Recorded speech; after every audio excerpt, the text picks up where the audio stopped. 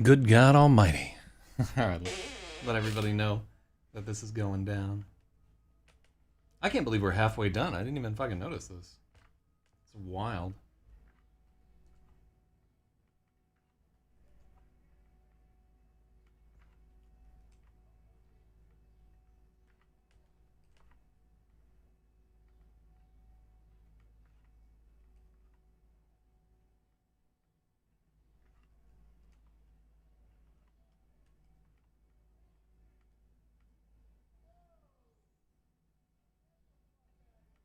Yeah, I was gonna make a big deal about it, but then I looked up and we were halfway finished. That's fucking wild to me.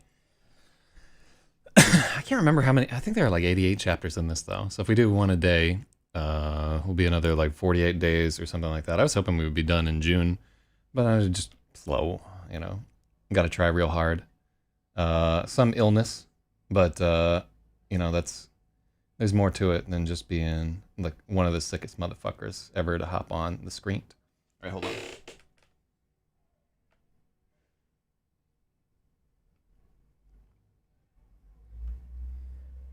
Yeah, I think I'm gonna mark. Let me just go ahead and mark 666 items as read. You know, I feel like with my regular work, like I'm about to fucking retire. You know how ludicrous that is? That I feel like I'm on the cusp of making it as an author and internet nerd, and then I won't have to work anymore. But I'm obviously nowhere near it. Like I'm going to be working until I'm dead and in the ground. But just the same, God. Well,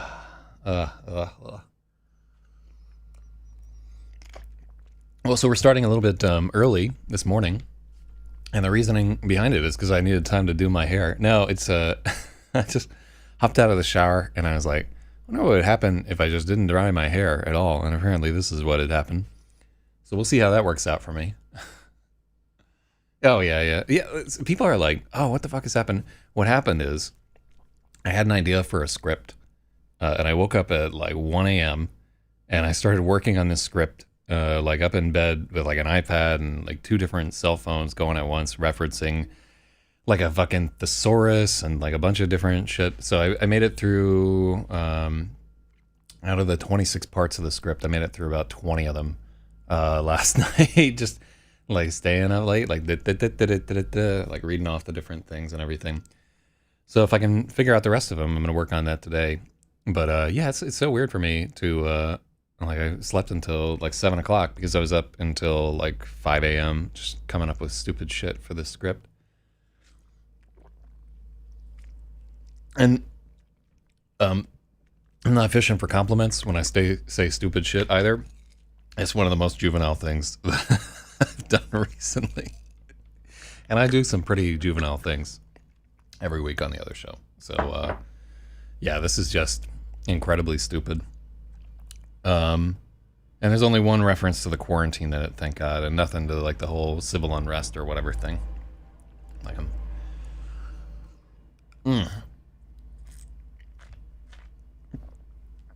yeah, I'm sorry that I can't black out the editing stream to put more attention on the protests, but that seems a little bit self-serving to me. I think it's much more inspirational to keep doing your fucking job. But that's me. I'm fortunate to have a fucking job. Even though it's one I've tasked myself with, and you know, I haven't gone down to any protests or riots or looting or anything yet, because I don't have a ton to add, to tell you the truth. I'm not a big fan of police just fucking killing people left and right. But at the same time, I don't feel like standing around and catching the coronavirus is going to do a lot about it. So, in the interest of doing some of that very important work that we're on right here, let's get down to it. So, last chapter, I don't want to spoil it for anybody who wasn't watching, but it sure seems to me like Sarah potentially killed between 1 and 3 police officers. Maybe 0, maybe 3. Maybe more people died. But yeah, she kind of lost control of her power. One thing I was thinking about was... whether we should talk about the fact that she had been drinking a bunch of beers, right? Because it does sound like they drank several beers there She's not a big woman, but at the same time, that character is expressed as like essentially polishing off like at least half a bottle of tequila on her lonesome in the night where she gets really fucked up. So we have to wonder, how much of an effect would those beers really have? Does it add to our story to have her agency muted by the fact that she has had a few? Because when we do this whole story, we don't mention that she's had a few beers before she electrocutes this cop by forgetting her gloves and zapping the door handle. So that's something that occurred to me during the edit. It's not necessarily something that I'm going to add to the story. I don't know for sure that it makes it a better story or anything like that. But just know that I do think about some of these things whilst we're doing the whole show. Like, it does run through my mind some of these points, and we don't choose to add every single thing I think of in there. But yeah, you can vote. Oh, I love the name of this chapter. All right, so this is Lemon Maybe and the Electric Lady by Zak Zyz. By the way, that name is not set in stone. It's the one that I've been using. I've been using this working title for like 5 or 6 years. So if anybody comes up with a better title for this, could be something out of the book, could be anything else, I'm open to the idea, but I do like Lemon Maybe and the Electric Lady. It just kind of rolls off the tongue, which is why I picked it in the first place. The other person I was working with did not like the name, and I think she was pushing like Born Losers every one, which is where Lemon's talking about them old jets, which has a certain appeal to it. It does focus on like the fact that these are all kind of losers when you really think about it. Like, Matthew's flunking his classes, Sarah's getting fired from her job, Lemon has his bar, but he's hanging on by a fucking thread. Maybe does like about the worst job of courting a young Catholic girl that I've ever seen in my life. So yeah, they come across as born losers to me, but it just doesn't have the same ring to it. I gotta tell you, there are some classic books that have like a great fucking title that kind of carry them past the strength of the work, right? Like, if you look at Confederacy of Dunces, that's a great fucking title.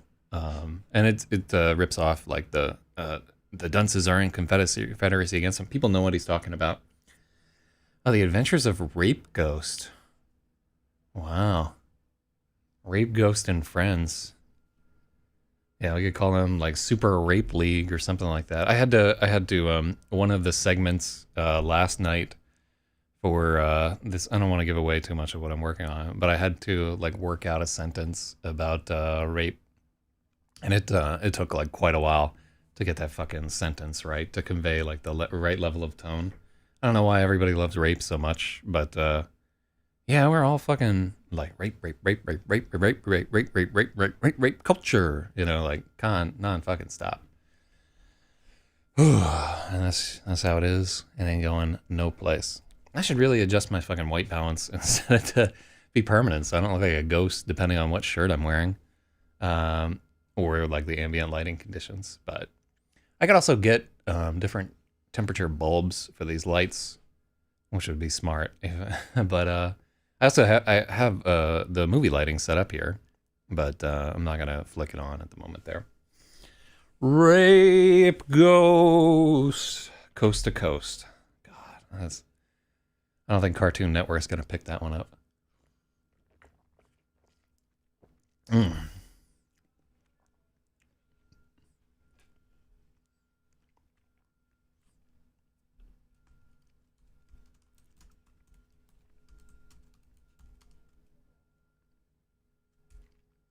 All right, so before I was so rudely sidetracked by myself, let me give you guys a cooking update also while I'm, because I can feel like my brain dynamo is warming up here. So my new meatball recipe was a success, but not an unequivocal success. Here are this is how my mom did my hair when I was in kindergarten. Did you just like slather it against your fucking, literally, like I just hopped out of the fucking shower and just left water in my hair and kind of like walked naked around my apartment, waving my dick at the windows. Waving my dick in the wind. I'm waving my dick in the wind. If it all goes right, I'll be in your arms tonight. I'm waving my dick in the wind. It's a great Ween song. You should definitely. Ween is fucking amazing. In short bursts. But yeah, so cooking wise, what is it? I sous vide'd a corned beef for 48 hours. It didn't come out quite as tender as I would have liked. I think maybe it needed to be like a little bit warmer because it was at 135 degrees. About 140 would have tenderized that motherfucker a little bit more. But just the same, it's like good corned beef. Normally with corned beef, I fucking cook it in a crock pot for about 3 days with like until like all the cabbage is completely melted and onions are just a thin film on the top of the pot and everything. So I just did like the straight up brisket this time as I'm kind of avoiding carbs, but not totally. Anyhow, so that came out well. The new meatball recipe, I tried something new, which is not like slow cooking, like all the stems and everything. I just cut up the florets and roasted them with some olive oil and some lemon juice, and that worked really well. Just much more fragrant, much more like broccoli beef flavor happening with these balls. But the choice of trying to like make Parmesan cheese happen, that just doesn't fucking work in meatballs. It just like all cooks out of the meatballs and puddles, even if you pack them pretty tight. And the feta doesn't like melt down at all. So I think I'm gonna wind up buying a fucking food processor and an air fryer at some point, just so I can continue my quest for the perfect broccoli balls. But I'm pretty fucking close right here. I think serranos are the right peppers. I think the way that I did it this time, which is where I sauteed the onions and mixed them into the beef, right? But the garlic was only in the filling. So in the filling, it was like garlic, serrano peppers that were diced, and fucking chopped up feta.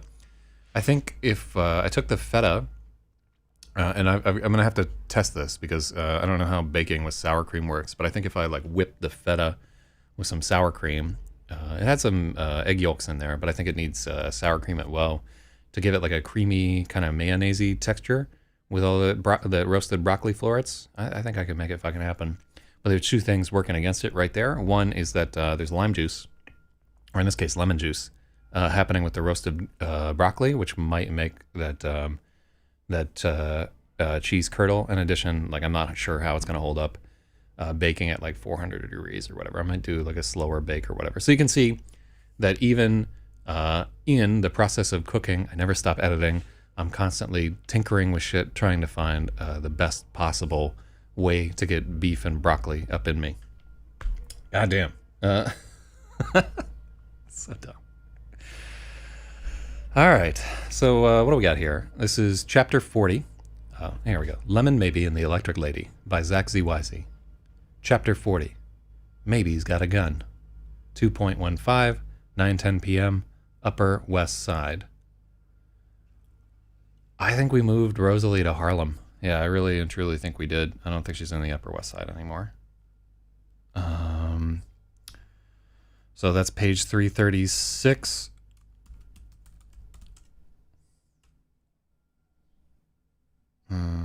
Rosalie. Across the street from... Yeah, so we did change that to Harlem. Okay, cool. Yeah, the Upper West Side doesn't have that panache. It doesn't get to be in the story. Suppository? What? Extremely ultra-wide suppository. That's not what UWS stands for. It's Upper West Side. Harlem. Yeah, so all these guys are fucking neighbors up in Harlem. Like, maybe, and... To be in this book, you have to have a cool sounding name. Like Chelsea sounds cool. Fucking Hell's Kitchen sounds cool. Chinatown sounds cool. Harlem sounds cool. Upper West Side, meh. You know what I mean? Meh. Maybe's got a gun. Lemon's 45 is heavy. It makes the color of his...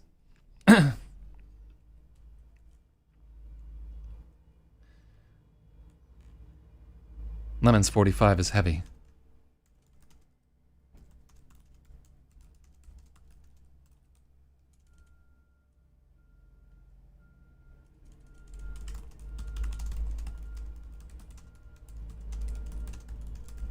Oh, and I apologize in advance. There's going to be like some jackhammering and machine noises and so forth going on, and it's because I'm building a death ray.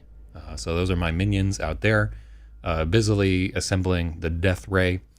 I've just decided to solve this whole civil unrest problem by just depopulating all the cities in America with my death ray, and so that's what they're building out there. It's real big.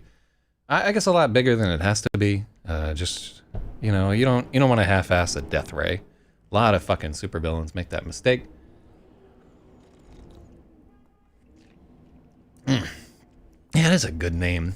That's why so many comic books are like set there, because they can get away with saying hell. One, which was hard to do with the comics code back in the day, and it just sounds fucking cool. Like everybody wants to check out Hell's Kitchen. Speaking of which, at the moment, I'm reading Titus Groan, which is the first volume in Mervyn Peake's Gormenghast. I don't know how to pronounce it there, but it is excellent. Really, and if you want to read a very finely tuned piece of fantasy literature that is super long and boring about a castle full of like quirky characters, it's got like some of that kind of 100 Years of Solitude type, like what I would say, like an uncritical eye looking at these characters that are very eccentric, which I like. So bigger is better when it comes to death ray. Honestly, you know, like I wish I had made a little bore on the residuals of my last book. We could just blanket the entire world with killing radiation, but we got to sell a few more books before we can get to that level, boys.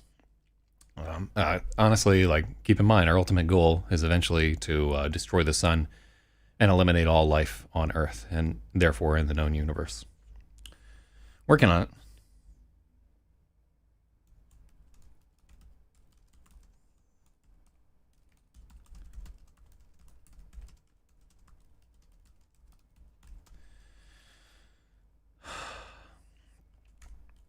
It hurts stow. It hurts to carry. It hurts.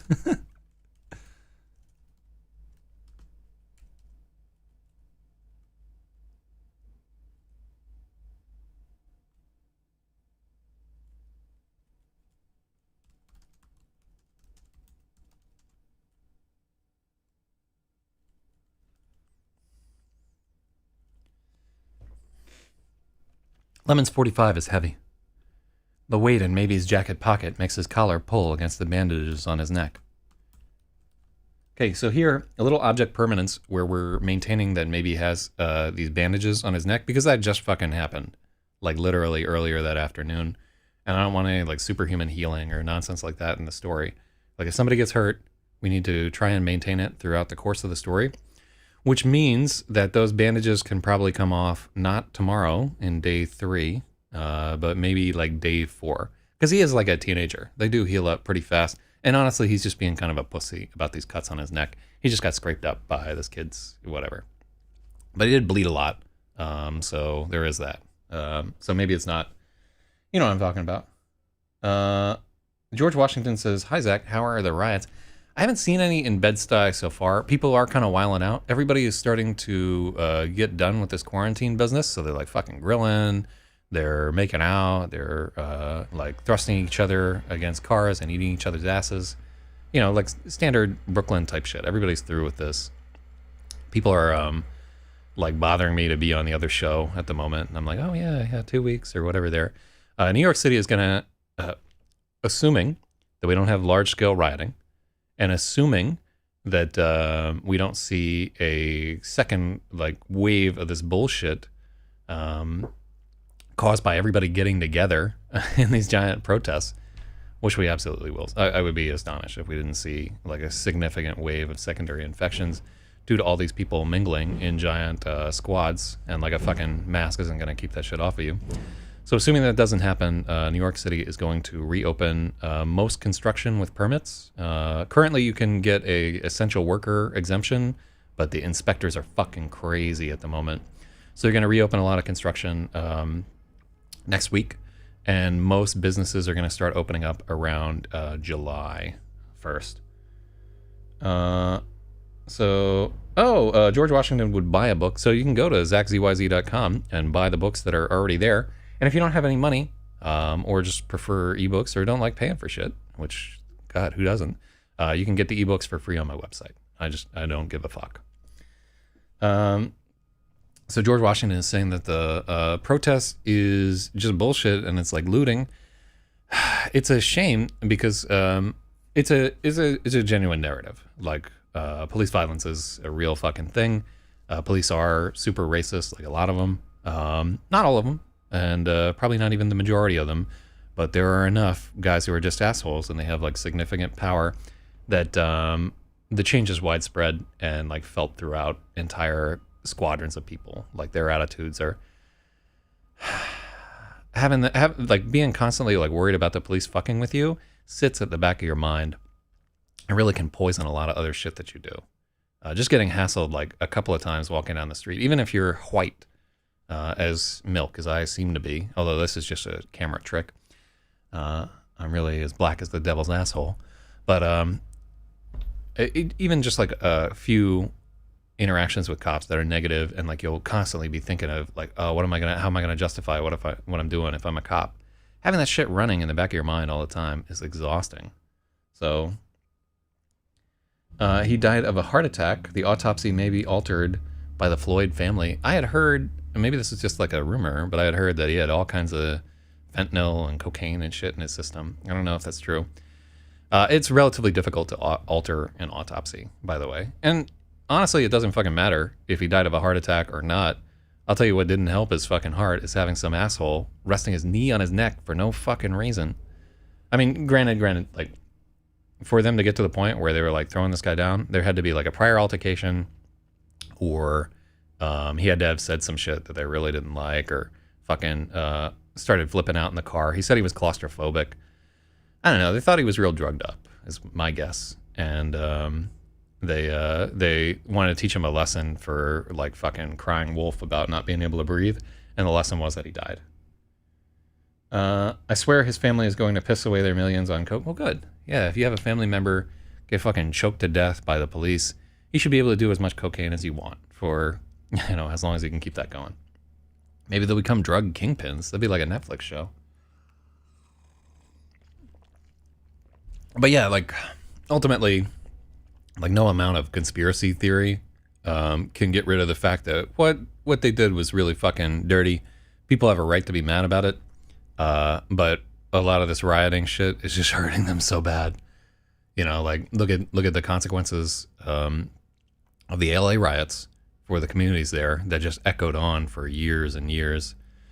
Los Angeles right now is diverting $150 million away from law enforcement and I guess spending on programs in communities of color, which sounds initially like stupid, right? But when you really think about it, like when they say programs in communities of color, what they might be trying to do is sort of preventative programs to get at sort of the root causes of some of these problems that cause people to like get into gangs and commit crazy crimes and sell all kinds of rock cocaine and shit like that. I don't know, man. Might be one of those things where, tilling the soil a little bit bears like far greater fruit than just jamming just trying to cut out the weeds. You know what I'm saying? Oh, holy shit. Listen to that thing. That's wild. Oh, the roof Koreans are back. I did see that. I like the fucking roof Koreans. I plenty of people are like legitimately protesting. That's all well and good. But anybody trying to break into your fucking business that you like sweat, blood, and tears and jism and fucking bile to get going there, you see motherfuckers trying to break into it, hell yeah, man. Defend it with your guns. Just click clack. You know what I'm saying? Fucking that's horseshit. Like the looting shit. Essentially, we gotta just get all these racist ass hillbillies out of the fucking countryside, bring them in there as like an honor guard, just sitting around, and let them go to fucking town on anybody that's trying to break into shit. Because I have no sympathy for the rioting aspect of this right there. That is just people trying to get free shit. You could say a little bit, the people who burned down the police stations and so forth, which did seem like there was some controlling narrative at the center of that whole thing. but you could say that that's a politically motivated act. Burning down a police station is one thing. Fucking burning down a bookstore, looting the Nintendo company, like breaking into Louis Vuitton, not political acts. That's just, it's getting you some.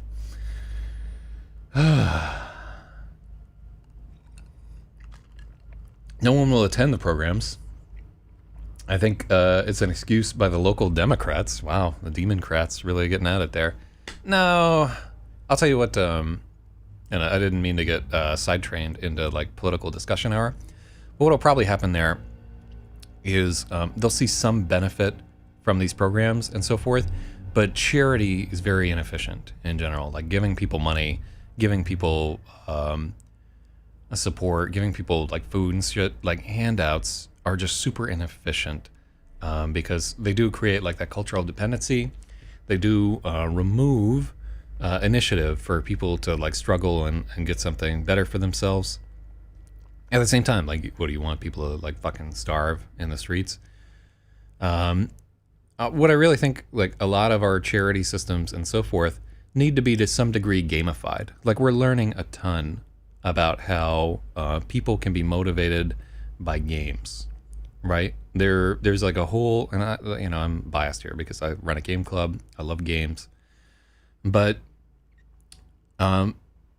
critical to people doing stuff is one, the illusion of progress. The idea that they're getting somewhere is so important to people. And as soon as people lose that illusion that they're getting somewhere, they just lose all motivation and so forth. Like imagine, think about the idea of a dead end job, right? It's dead end because there's the theory that it doesn't matter how hard you work, you're never going to get anywhere. You're always going to be staring into a fucking fryer later. And the problem with a lot of our charity systems is that they put you into that same, like, if you try to improve your lot a little bit, we're going to take away some of your benefits. You're going to have to work to get what you're already getting. Why work? And they're starting to address that through some systems, but there is that aspect of it.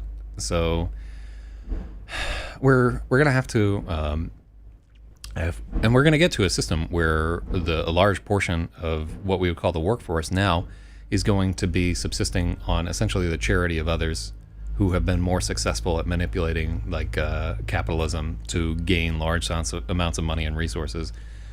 And people aren't going to be super necessary. Like we're not going to need all these people that are driving trucks for the most part, or all these people who are writing science fiction novels and shit like that. They will be dispensed with, and they're all going to have to either be killed or be on the dole.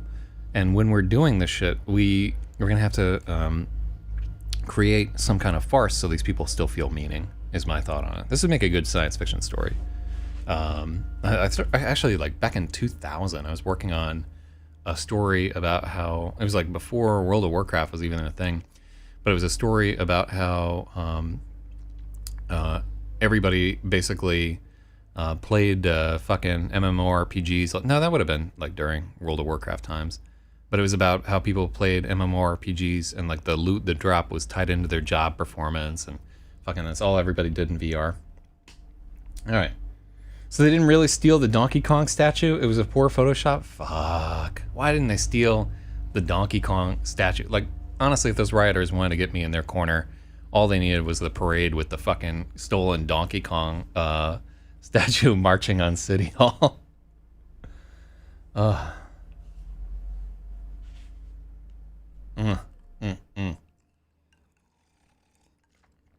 right, but enough with the politics, because we'll waste the entire day fucking yammering. It was replaced with a Bowser. Wow. Sign of the times, man. But yeah, like, I hope they do steal fucking the Donkey Kong and then drag it down to City Hall. I think that would be gangsta as fuck. Oh, yeah.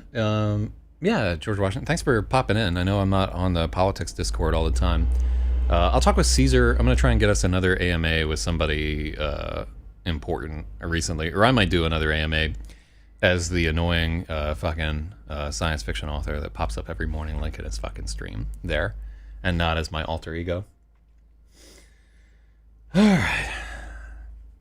Speaking of which, I have some like bad news on the editing front. So we had one kind of moonshot long distance hope with a famous editor who had like an open call for submissions, and he just officially rejected Gravid fucking yesterday. I got the yeah, and it took about 4 months to get rejected on that one. Ugh. And not even 4 months. It was only like 2 months or something. So nothing against that guy. Gravid's not everybody's fucking cup of tea. And honestly, like, I'm not gonna talk shit on this guy, but he's kind of a fucking zagnut. I don't consider him a super serious dude, just in the body of his work. So, and when I say super serious, I don't mean he's like the kind of Kafka-esque asshole it would take to publish Gravid. So that was my last hope in terms of selling Gravid to a publishing company. I don't think the publisher that I initially wanted for it is a good fit any longer. That didn't fucking work out. Maybe about 30 or so agents have taken a gander at that one and given it a hard pass. So if I ever want Gravid to go out, I gotta publish it myself.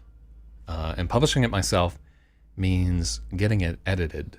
And that is a 200,000 word brick, right? It needs significant work, and it needs that work from a woman.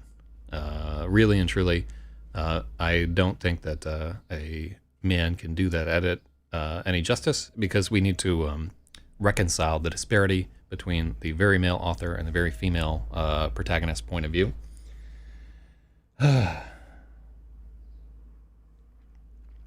My girlfriend almost overdosed on the first date. We are currently just going to rehab here and there. Some girls are psycho. Yeah, man. Like, wow, what a love story.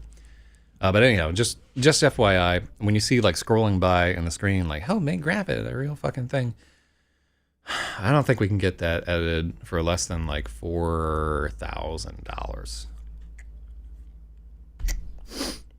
And the big part of it is, one, male editors are willing to work for less. They're like gay porn stars. It's just how the industry is structured. And two, we need like a relatively senior editor to be able to take a crack at this. And then three, I don't know any editors. I know one editor that I would like trust with it, and I don't think that's ever going to happen. So yeah, it's a fucking tough one, because like the requirements are pretty significant.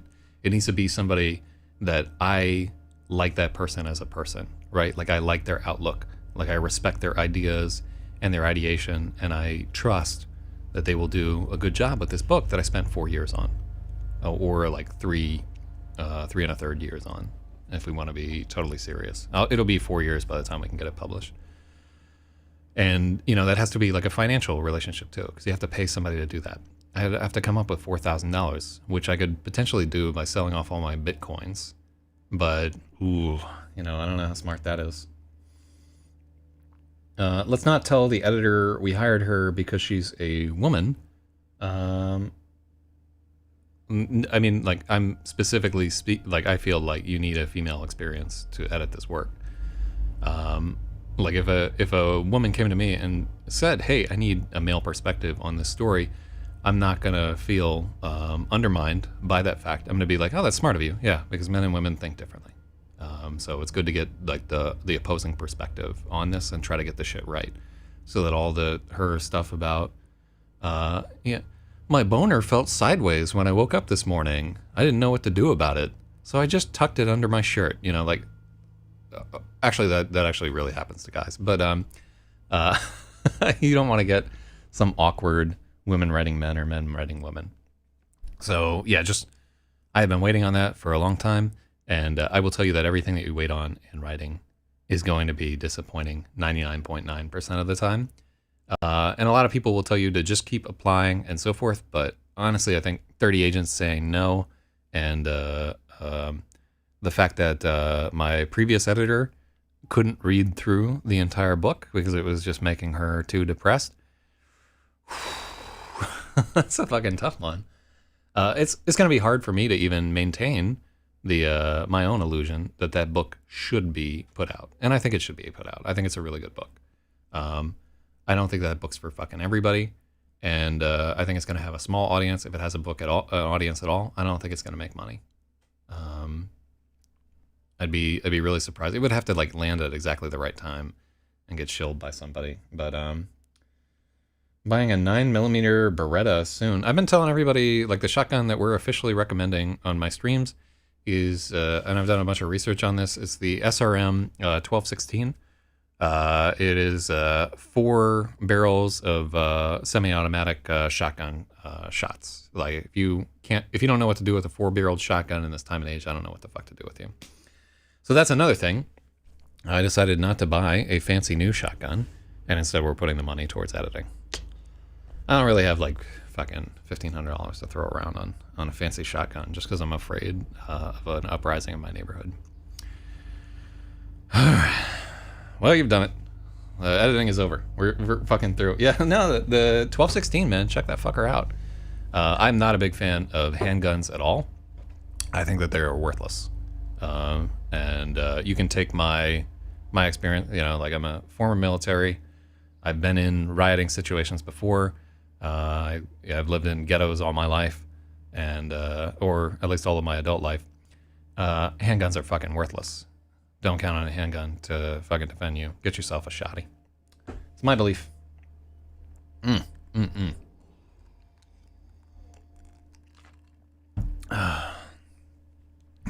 they don't do what you think they're gonna do, and carrying around a gun is not a good idea. All right, what do we got here? Let's start back at the beginning, and I'm just not gonna respond. I'm gonna exercise a little willpower. We're not gonna get side. I just really wanted to blather for a while here. I'll tell you what it is. It's just like I haven't seen any of my fucking friends in 3 months, you know, face to face, and like I guess I'm a lonely motherfucker at the moment. You know, that's how it is. I should send everybody an email, be like, hey, I'm still alive. Come eat meatballs. Get sick on that Rona. Maybe's got a gun. Lemon's 45 is heavy. The weight in Maybe's jacket pocket makes his collar pull against the bandages.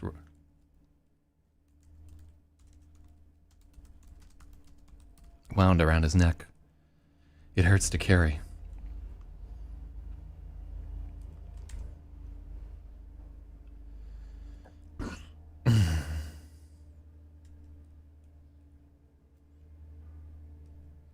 Yeah, let's get that out.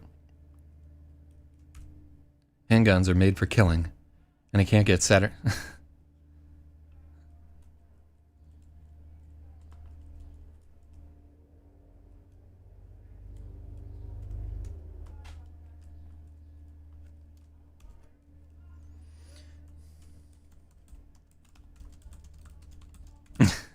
So do you know this song? It's a fucking Leonard Skinner song.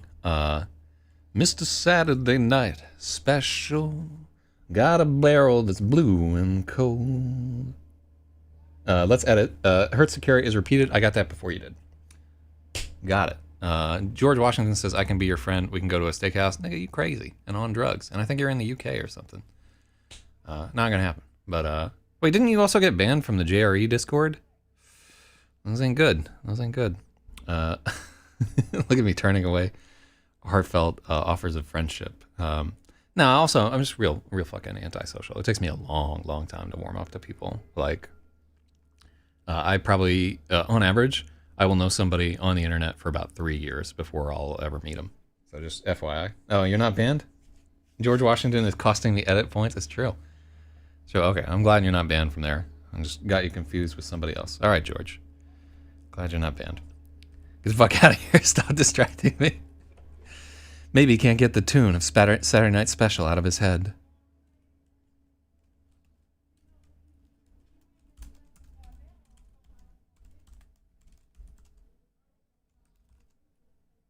He's continually aware of the black lump of death in his pocket. All right, so we're going to cut Little Black Node. Little Black Node. I like the idea of a node of death, but I think it's a little too authors sucking their own dick there. So let's...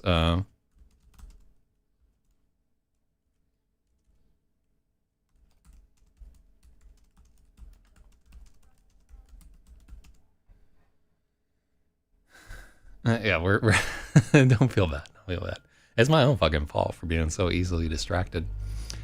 Maybe he can't get the tune of Saturday Night Special out of his head.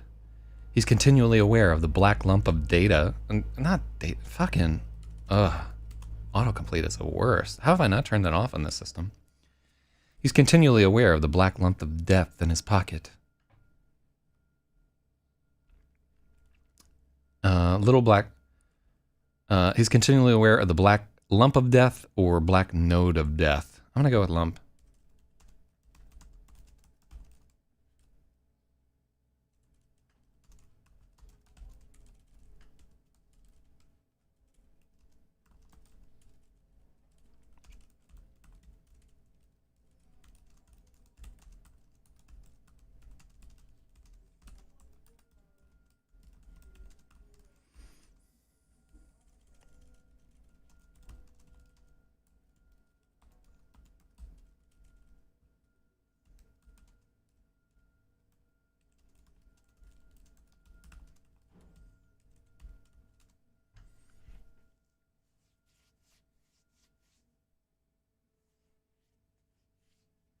Avocado capital of the world. Fallbrook, California. Yeah, fucking head to California.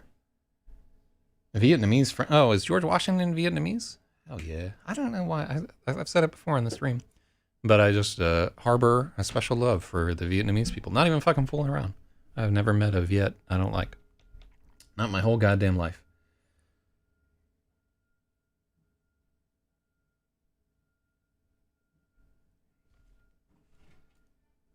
The tune for... Oh, no. You can't use the tune for... I will tell you...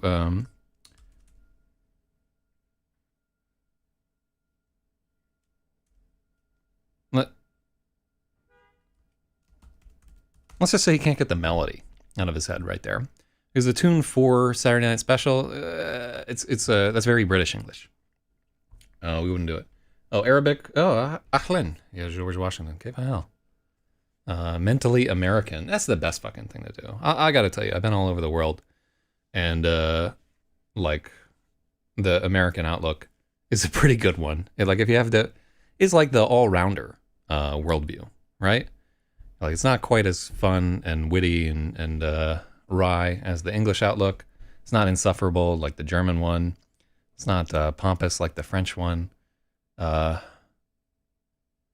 guess we're losing to Central America, but we're like dead average at everything.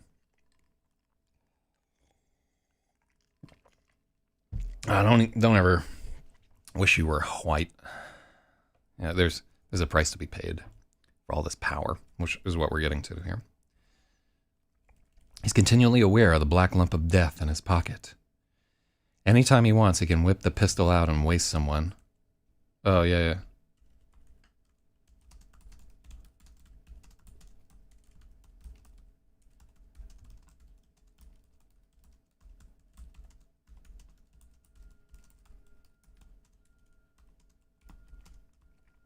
So this is, as you're carrying around a gun, you will have this feeling the whole time. The like recognition that you have the power to influence world events in a way that you didn't previously through murder.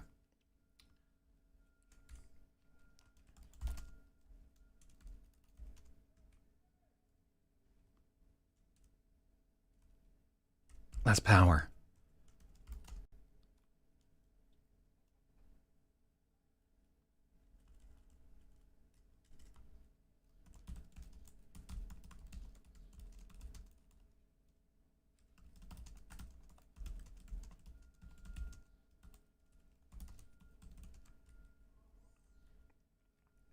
Yeah, there we go.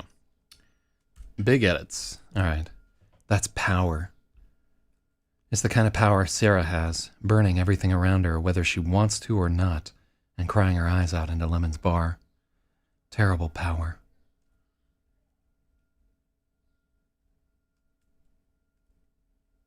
No, I don't know why we added that there. That's not good. I have a gun. All right, have a good night there. Where we dig it the most, UK. Wild. I have a gun.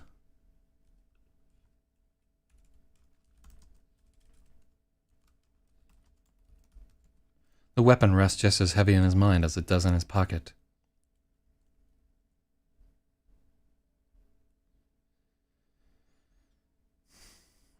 Now let's take out the jacket pocket.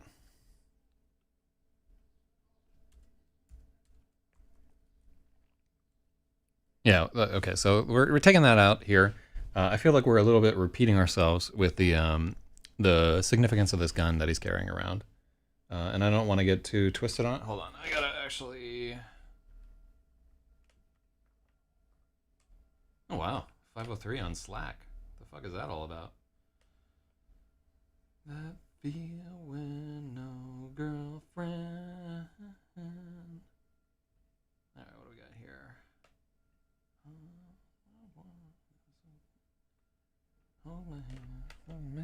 All right, there we go.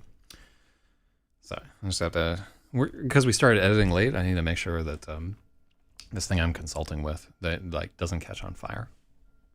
Sometimes the things I work on catch on fire. I'm not even fucking around there. All right, so the weapon rests just as happy.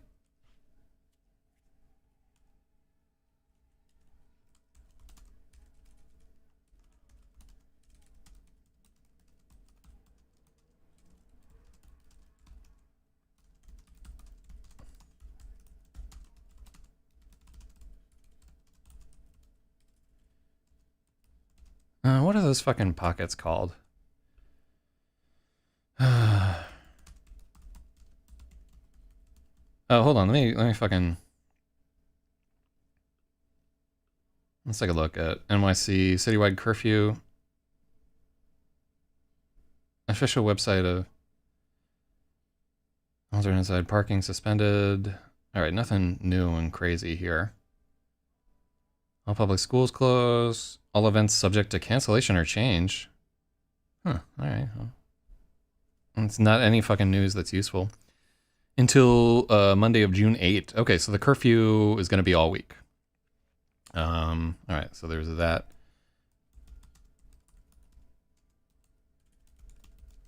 This is like an M73 jacket. Here we go. Here's what we want. This is... yeah, I want one of these, but I want to know what these, belted military jacket. I want to know what these, pockets on, these two pockets right here. What the fuck are those called? These are... Seeing a lot of patterns, but what do you call, like, the hip pockets? They're not hip pockets. Maybe they are hip pockets. Is it an M65 jacket? I should buy a new M65 jacket, honestly. Yeah, I'm going to buy one. But I'm going to get it vintage.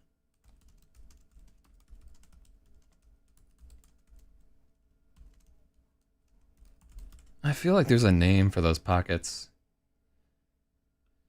Yeah, they're called hip pockets. Yeah, M1965. I wonder, I hope I still have my, I had a lucky green one of these. Oh, I don't have it anymore. It's a fucking shame. Yeah, I had one of these that I stole from detention. I didn't steal it. It was just hanging on the fucking coat rack at detention once, and I took it. And I wore that fucking field jacket hitchhiking all over this country. Jacket appears in several films, including fucking Terminator. Where am I going to find an army surplus store in NYC? There are a million of them. Yeah, this is the guy right here. These two fucking hip pockets. I guess they're called hip pockets. Szymanski jacket. Yeah, I have a black one, but it's not.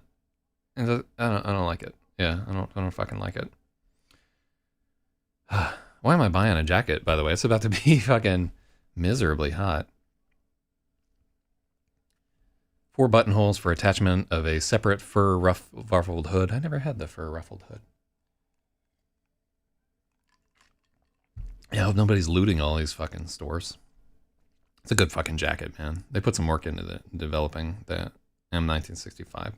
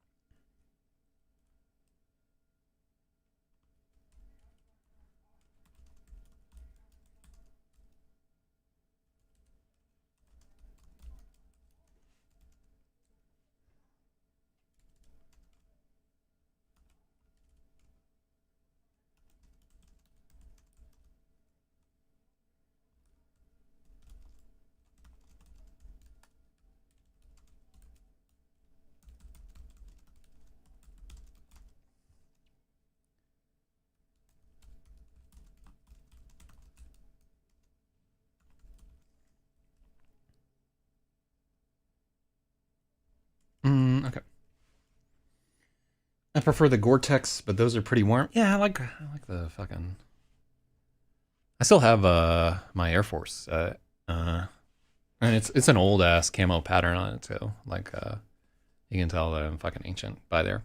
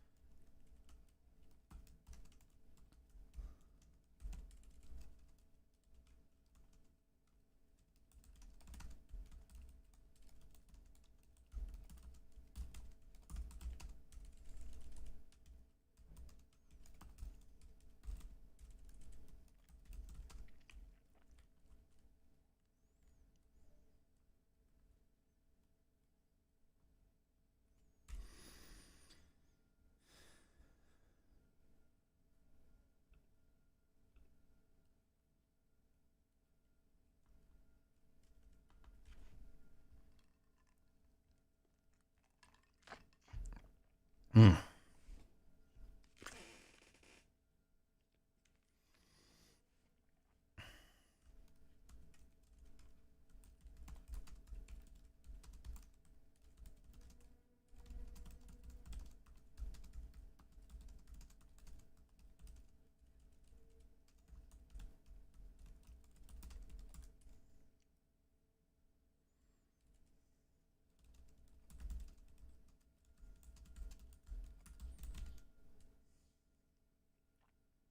All right, almost meeting time.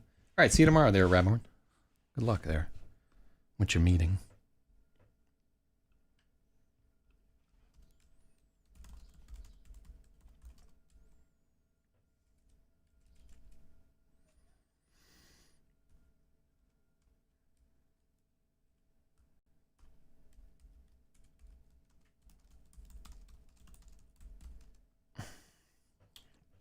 Speaking of which, now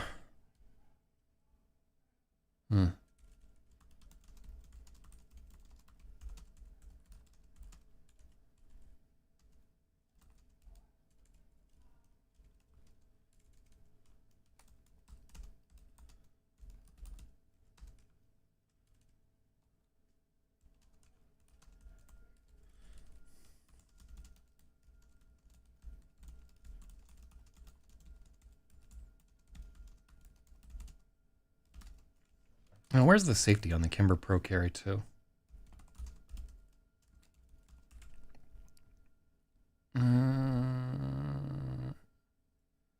Here's the Pro Carry 2. This is Lemon's 45 right here. It's like this fucking two-tone. Ooh, oh, that's a bad spot for that fucking safety. If that's indeed the safety right there.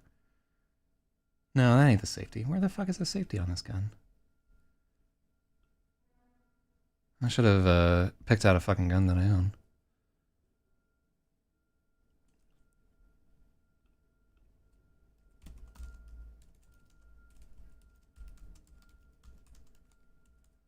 Yeah, where is this?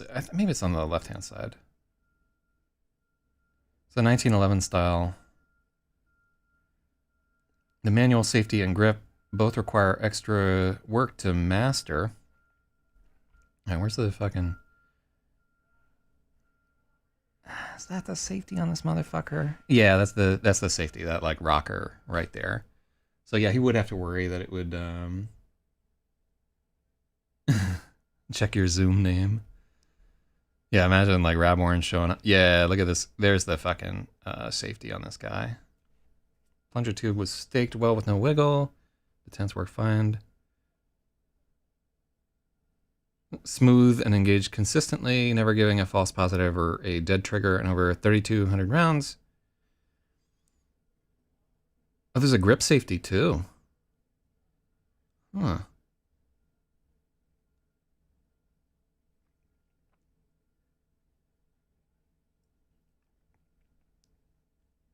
Let's see.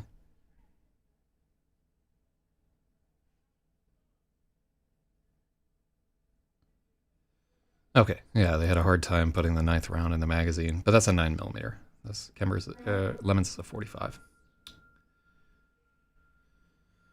All right, cool.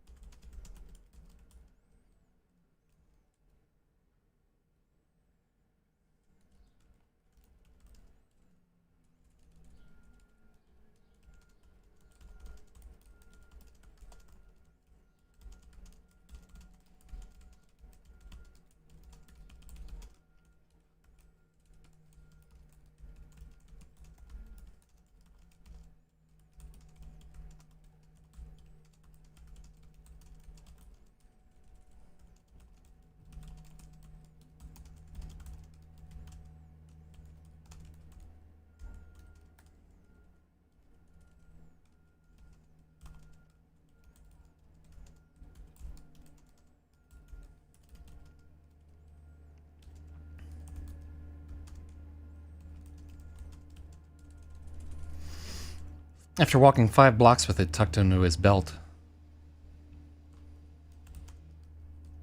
After walking 5 blocks with the 45 tucked into his belt.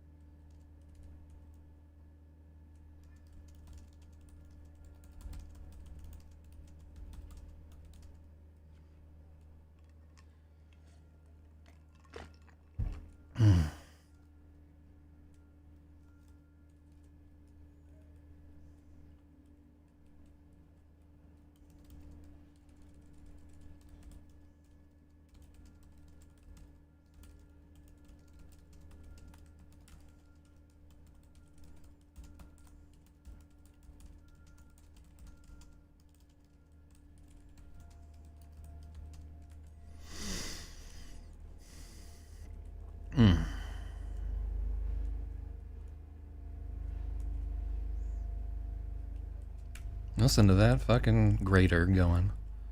Oh yeah. Death Ray. It sits as heavy in his mind as it does in his pocket.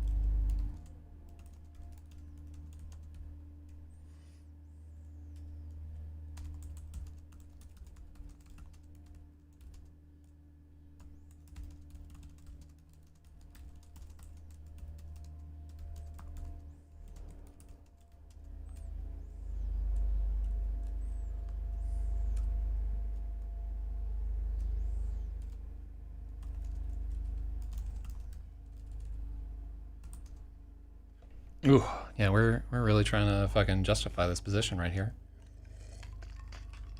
Woof.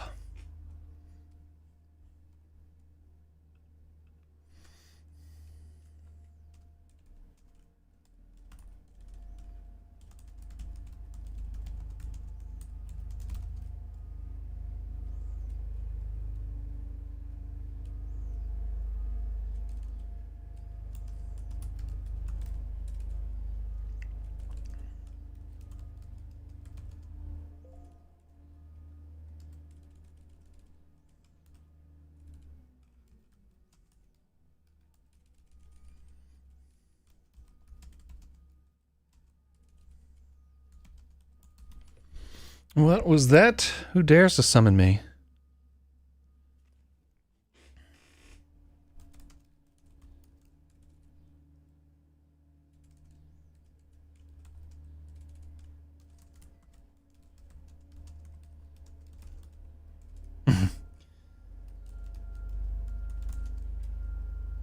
Yeah.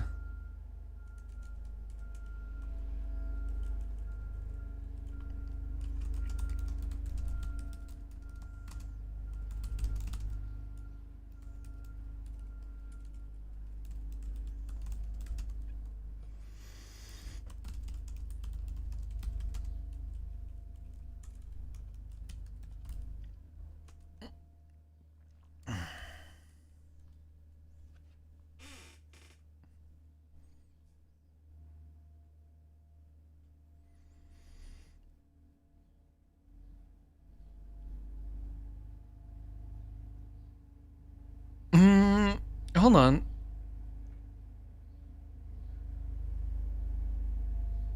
Oh, yeah, let's. This is what the problem is. This is why we're fucking up. It's because we're trying to write this in past tense this entire goddamn time. And we want to just make it. Let's make this immediate.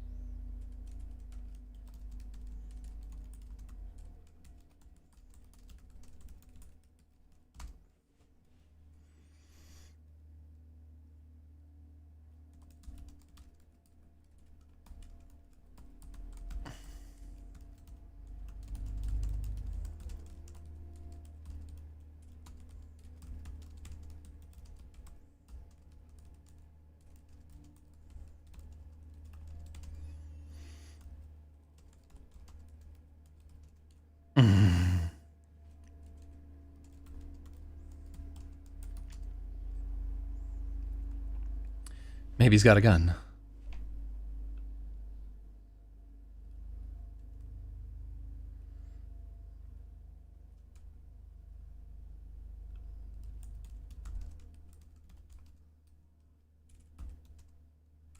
After dinner, maybe was too fuddled by beer and Szechuan endorphins to remember to return Lemon's 45.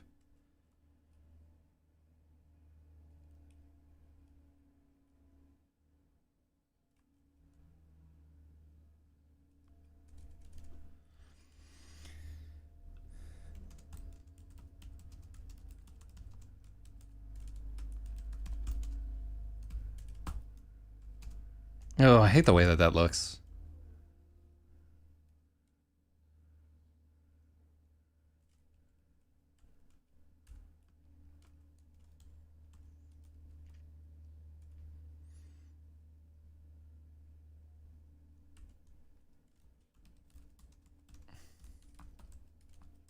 I like Szechuan endorphins, though.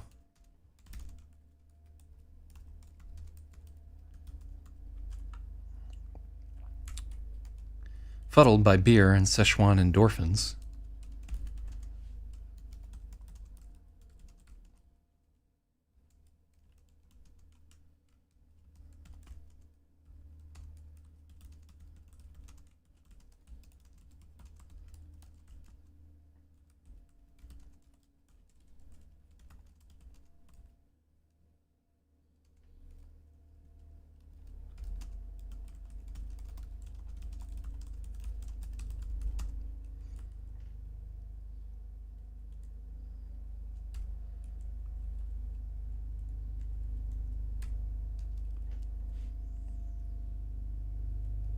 But all right, so let's take a look here. Maybe he's got a gun. Fuddled by beer and Szechuan endorphins, maybe he forgot to return Lemon's 45 after dinner.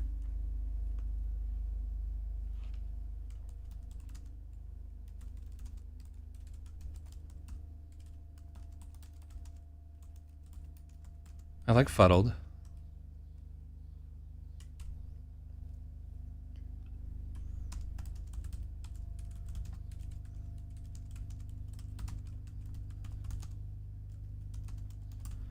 After dinner, maybe he was so fuddled by beer and Szechuan endorphins, he forgot to give Lemon's 45 back, comma. You could have got that, comma, Spathy. Boom. Oh, wait, no, he did get it.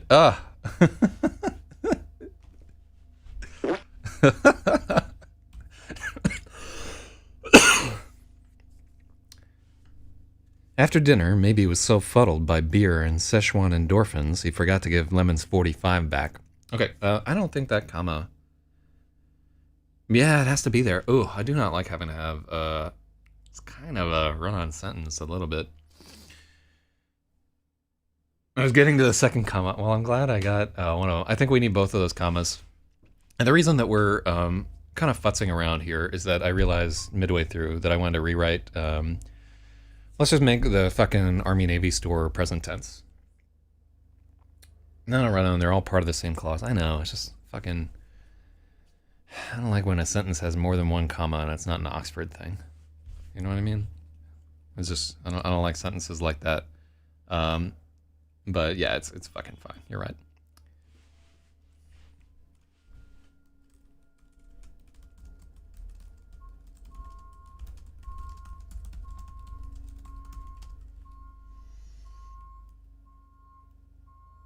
Five blocks later, it's all he can think about.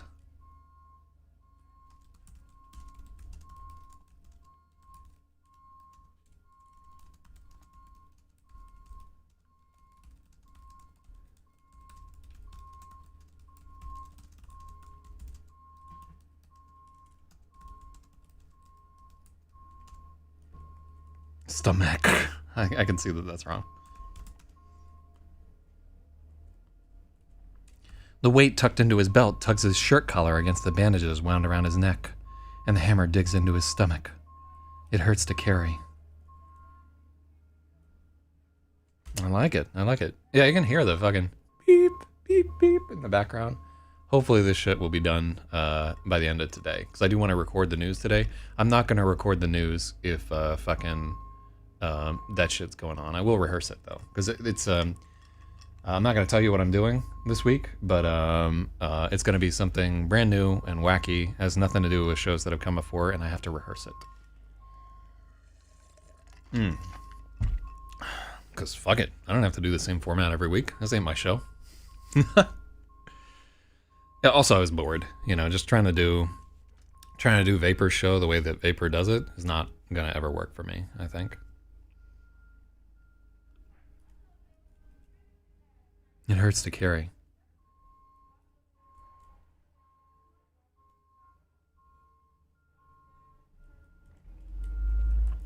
Maybe he can't get the Saturday Night Special melody out of his head. He's continually aware of the black lump of death in his pocket. If he wanted to, he could whip it out and waste anyone. No one could catch him. That's power. It's the kind of power Sarah has, burning everything around her, whether she wants to or not, and crying her eyes out onto Lemon's bar. Terrible power. Really, really like this concept here.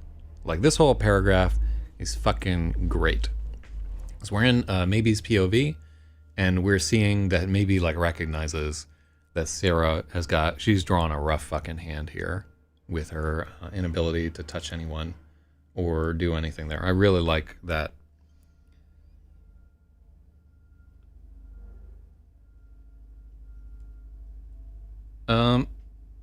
Yeah, okay, so we're gonna cut that whole thing.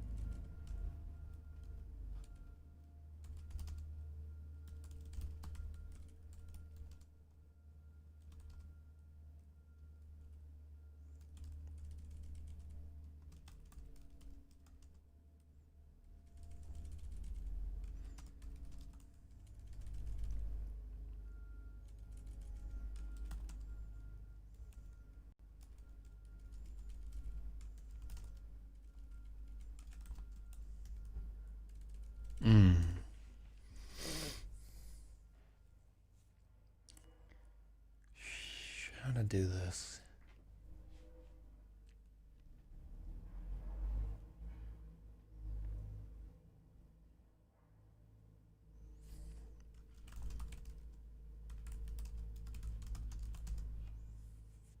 Are they tenements over there?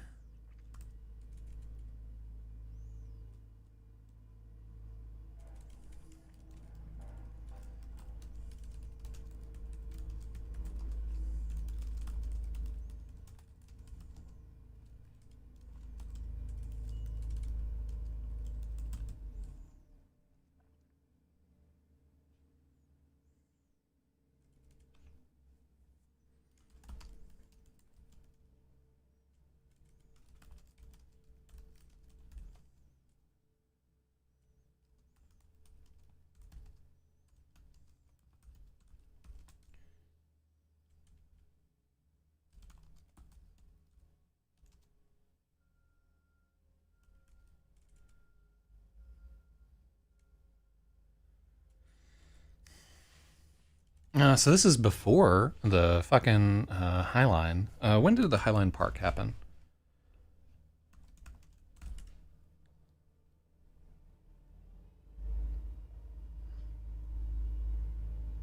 .5 New York Central Railroad spur. Yeah.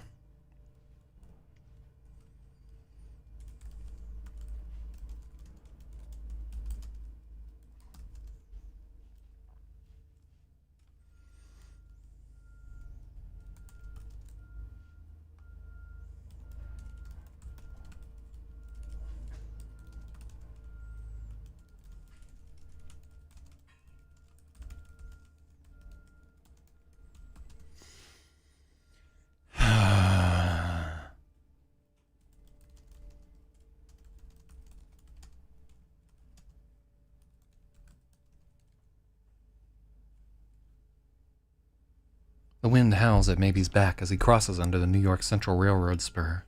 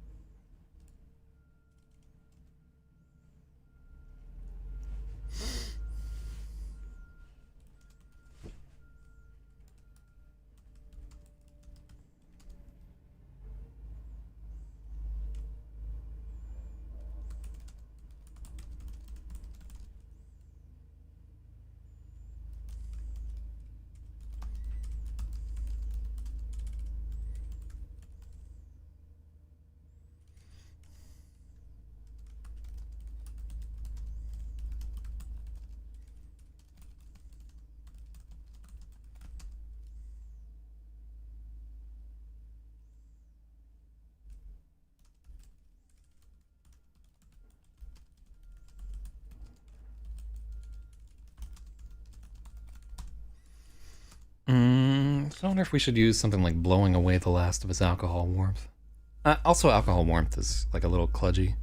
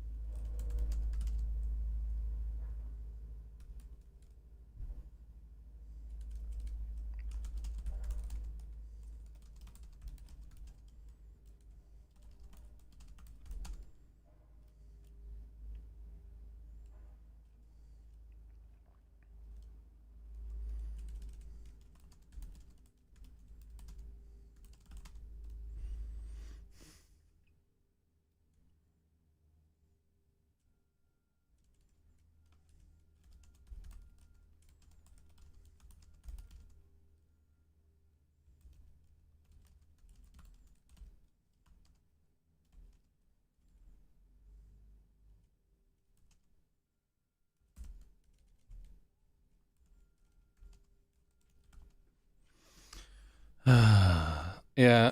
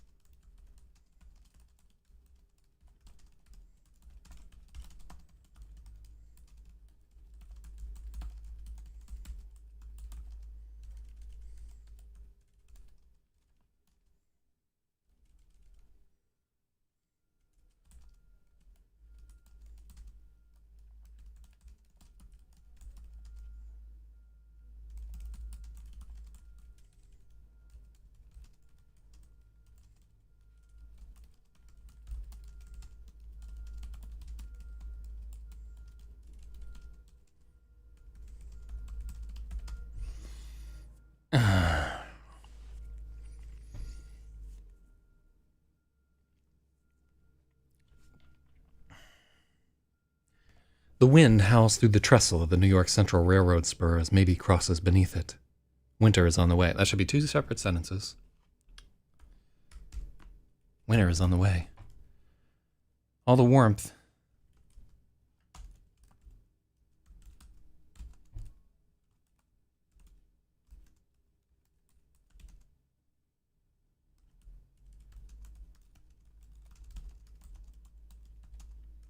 All the warmth he stockpiled in Singh's basement is blown away in one gust.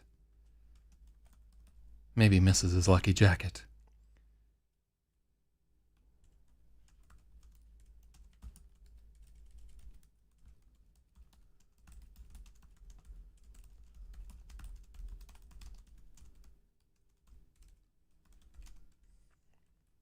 He decides there's no time like the present to fix that.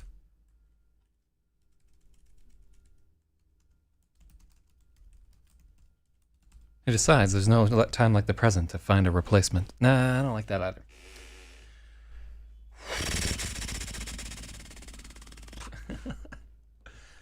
Oh, by the way, since I started intermittent fasting, and most of this is water weight, by the way, but I went down from 230 pounds to a scant 222 pounds, and I'm going to continue to make progress. Because, yeah, like I think IF is the way to go, and I'm hoping that I won't have the same side effects if I don't go fucking crazy with the keto. Crazy with the keto, insane in the brain. All right.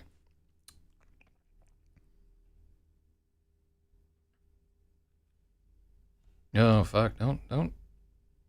Fucking. Oh, it's water on the trackpad. That's causing this malady. Fucking shorting out. Why don't you fit the width? Condensation, man. Yeah, and like condensation is so much worse now that it's I would say a balmy 85 degrees inside of this room right here. If you're not feeling hungry, you'll be fine. Well, the way that intermittent fasting works is that you're meant to feel hungry. Like if your body doesn't feel hungry, it's not breaking down fat for the most part. You know, it's just like a consequence of metabolism for most people there. But I feel much less hungry doing strict IF than I was feeling even when I was just eating whatever the fuck I wanted. I must have been at like like almost like an extra 1,000 calories a day during like the the period where I started getting real shaggy and everything during the edit, and it was like the whole fucking time there. It's just you know uh, diet is like such a factor in me being depressed. It's like a huge factor, and I can see that I've perked up tremendously since I just started back on this. So yeah, it's like a battle to find like the right amount of exercise and everything for yours truly. But I definitely feel like much better off now that I'm like pursuing. I'm also on like a fucking just close to being like on a carnivore diet, honestly, at the moment. But not like strict keto, which is I feel like that shit can fuck with you over a long term. You're just not meant to do it for a long time.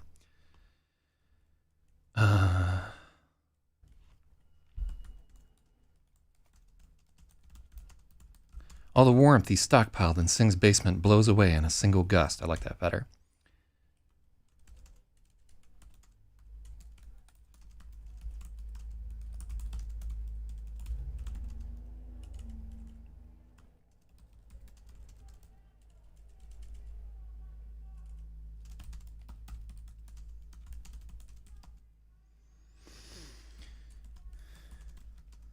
He misses his lucky jacket bitterly.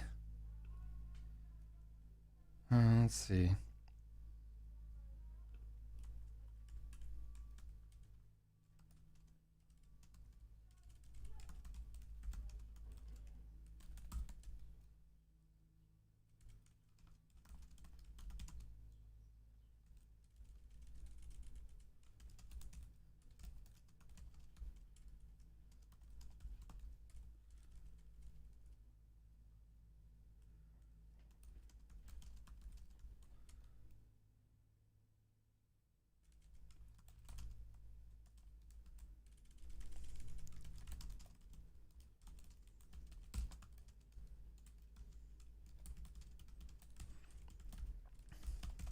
Okay, so we're going a little hard on the lucky jacket part of this right here because maybe he makes a big deal about this jacket later, right? The jacket is not important to you or me as readers or whatever, but I will tell you, as somebody who was once a 14-year-old boy who had a lucky jacket, your fucking lucky jacket is important to you. Even just the act of calling it a fucking lucky jacket. I wore this fucking jacket the whole time I was hitchhiking. I got into like some terrible fucking scrapes, and in a few cases that jacket saved my ass. Yeah, I'm gonna buy that fucking jacket right after this. God, I wonder what my size is. I can just find it out from my fucking field jacket. Okay. jacket.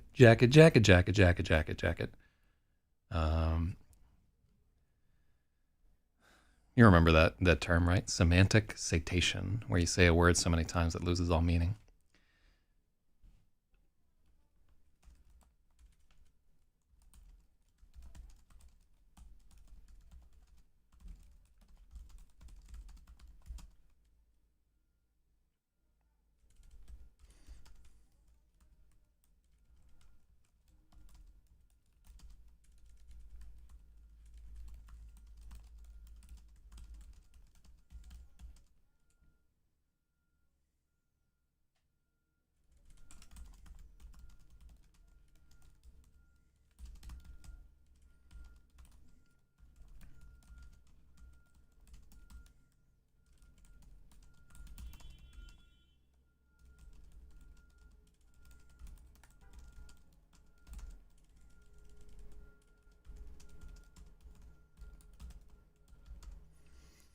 The thought burns worse than the noodles.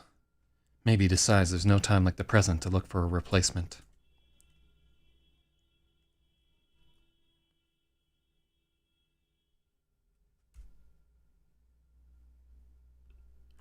By the time he replaces the 24-hour Army-Navy surplus on 5th Street, his teeth are chattering.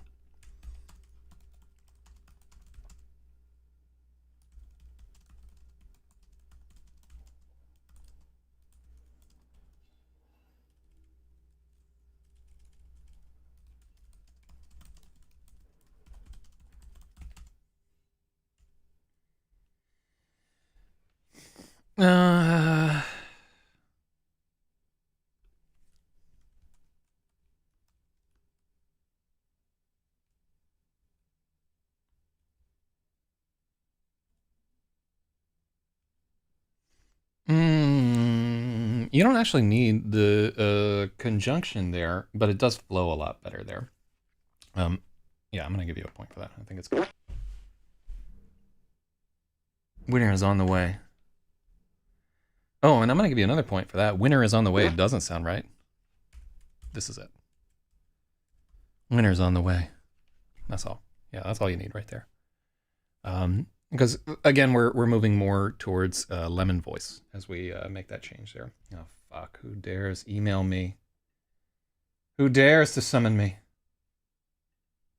Oh, this shit isn't important. I don't care about this. All right. Oh, I can go through.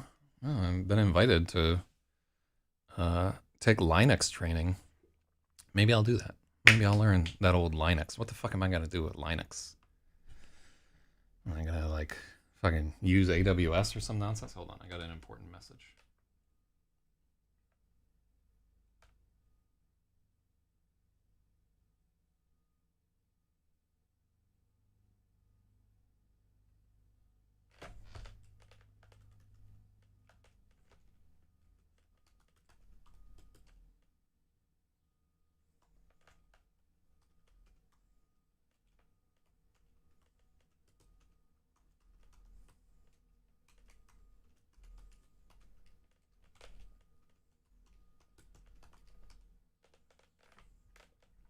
Okay, they're just news-related stuff.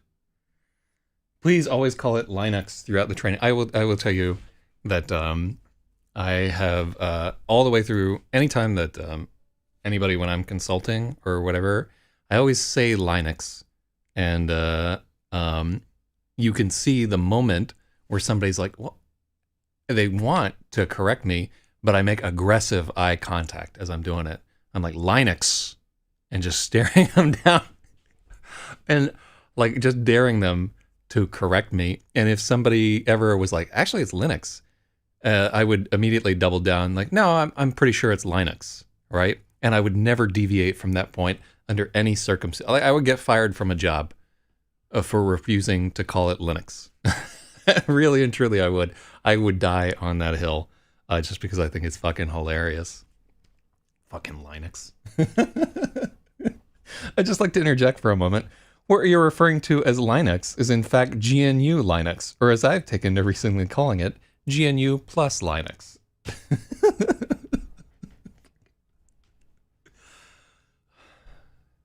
The one bad thing about calling it Linux is that you can't use my favorite saying, which is that it's no coincidence that Linux rhymes with it sucks. I guess it sort of works. All the warmth he stockpiled in Singh's basement blows away in a single gust.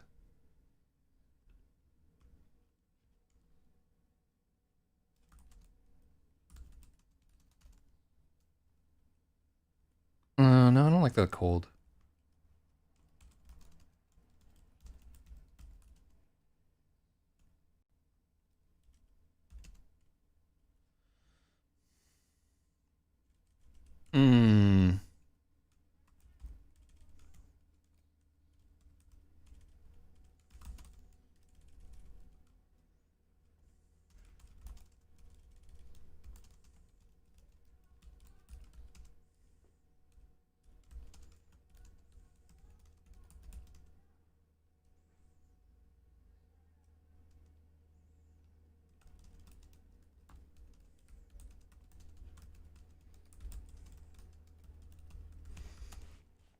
It's a bitter reminder the devil stole.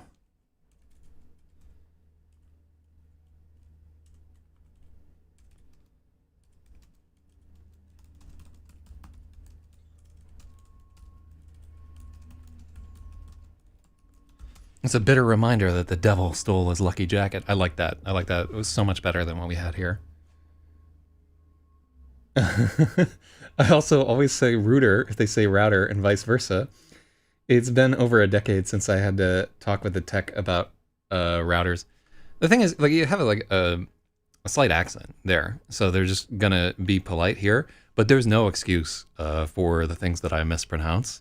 And do you remember that section of fucking space tards where there's what was it? Is the chief petty officer is always like super earnest, like yes sir, like he's like a shippy just out of recruit school, and the captain of Marines suspects that he knows it bothers people, and that's why he keeps doing it. And I love that. That's such like an old dude version of humor, just doing something slightly annoying but permissible just to fuck with people. Loving it. Router if they say router. I can't get over it. I love that kind of shit. Everybody loves it. God, I can see a giant wall of unplayed board games. I'm staring right at this fucking wall right here. I gotta get people over here. This is like a brand new copy of like the anniversary edition of Axis and Allies. I could spend 8 insufferable hours playing that with people, but nobody's fucking out here. And the worst part is it's gonna take fucking forever to build up where I can get a steady quorum of game players. Router is a very American thing. Fucking Roto-Rooter. There's a company that like will unclog your drains called Roto-Rooter. I know they don't have that in the UK since it's all open sewers over there. Let me see here. People just dumping their offal onto the fucking streets is how they do it in London. Oh, Rooter. I've never heard somebody say Rooter in my whole half-assed tech career. Routers, computers, booters, looters, scooters. Winter's on the way. All the warmth he stockpiled in Singh's basement blows away in a single gust. It's a bitter reminder the devil stole his lucky jacket this afternoon. No.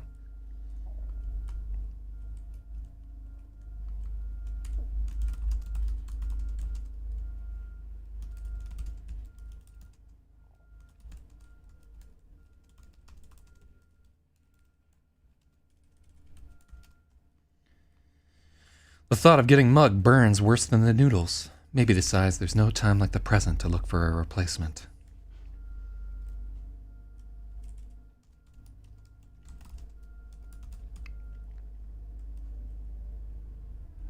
Buckets out of windows. Oh yeah, that's every once in a while, if you feel like it, you can just diss people from the UK by pretending that they're still in the Dark Ages. It sometimes works. Did I ever tell you guys about once I was waiting in a movie theater in London to see Bowling for Columbine, and the guy in front of me goes up to the counter. He's like, "I'll have one for Bowling for Columbine, please." And I'm like, what are you fucking doing? I'm like snickering at the dude. He's like, "What?" I'm like, "It's Columbine." And he's like, "Oh, right. One for Bowling for Columbine," in this like exaggerated American accent. Everybody laughed at me because he totally got me. Oh, it was one of my favorite memories of getting owned. He just like, I'm not doing him justice, but it was a total fucking super slam. "Bowling for Columbine, please." Or no, he's like, "One for Bowling for Columbine, please." How do you fucking do it? Hold on, let me rack my memory. "I'll have one for Bowling for Columbine, please." It was something like that. He really fucking nailed it. Oh. The worst part was I could do a good English accent when I was there. I didn't live there for like long, but I got like a really solid English accent to where I could almost pass. But in that moment where I was laughing at this motherfucker, I was like, "It's fucking Columbine," and he. That was one of my favorite parts about London. Is if you gave any British person who could take you in a fight shit, he would give it right back. They were like quick on the uptake. I love that wit.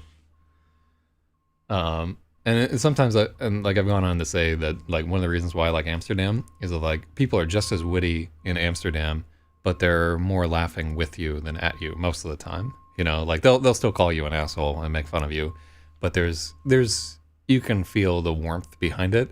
And in England, they're just fucking dunking on you for being a retard. So just keep that in mind if you're looking for a new residence. God, I want to move to Amsterdam so fucking bad. I'd move there in a heartbeat. Fucking love it there. By the way, if anybody in Amsterdam wants to get married, you know, chick with dick, dude who could sort of pass, even like a big dude with a beard, I will marry you to get that citizenship. I don't want to live in the U.S. anymore. Did he challenge me to fisticuffs? No, I would have mobbed him. I would have mauled him. But it wasn't about that. You know, I didn't need to. I was willing to take that L right there. Like my fucking pride was not torn up in it. God. We've only gotten through 2 pages this whole time. I just keep fucking goofing off here. You know what I mean? But what else am I going to do all day? You know, when this stream is over, I'm just like, well, about time for bed. Really and truly, that's what it's like for me. When I stop editing, like, what am I even fucking doing? But we've been on the stream for like 2.5 hours, gotten through 2 pages. Awful. By the time he reaches the 24-hour Army-Navy surplus on 5th Street, his teeth are chattering. Maybe he has to clamp his jaw shut so people in the store don't notice him.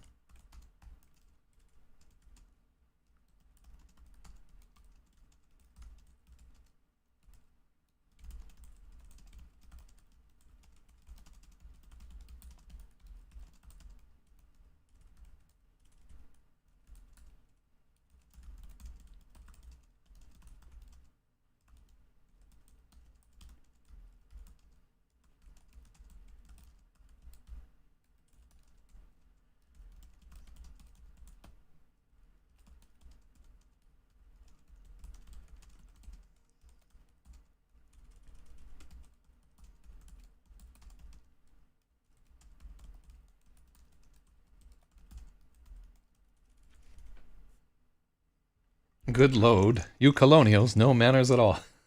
It's only been 1:30. It feels like we've been doing this for 4 hours. It does. Because the progress is so slow. And I'm so unfocused. I think it's a long chapter too. Fuck me. It's an important chapter. We got to get it right. I really, really like the executive decision to rewrite this in present tense. It's a good call. In fact, anywhere you see... yeah, that's a good edit right there.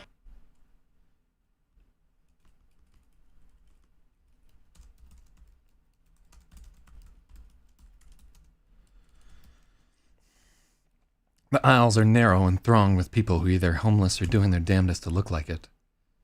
I love that line of description.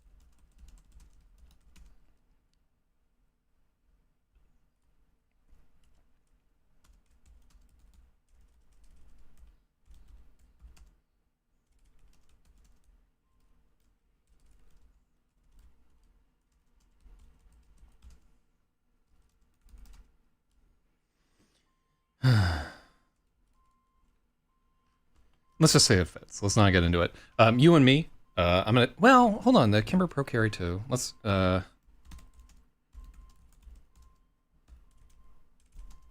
have. Favorite with law enforcement. Maybe I should buy one of these fucking guns so that. All right. So it's 7.7 inches in length. Give me 1 second. I'm gonna do some field research over here.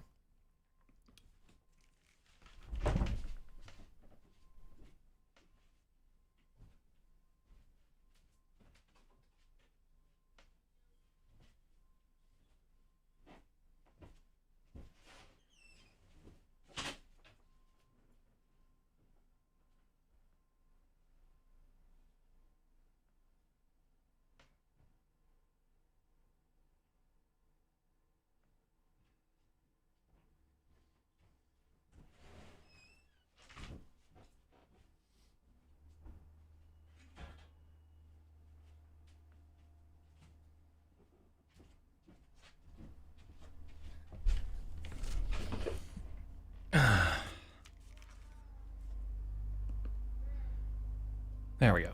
Okay, so using my pecker as a ruler, I can tell you that something that is 7.7 inches in length or longer will jut out of the fucking M65 pocket. A guy for the SAS here did a TV show where he lived on the street and found that 80% of the homeless were fake and most were drug dealers. Yeah, there's a fair number of people who are frauds in the whole thing. I never give money to beggars unless like I can really tell that they're fucked over. Just one, I don't want to fucking encourage begging. And in New York, you just have to. There's so many of them. Still remain faceless.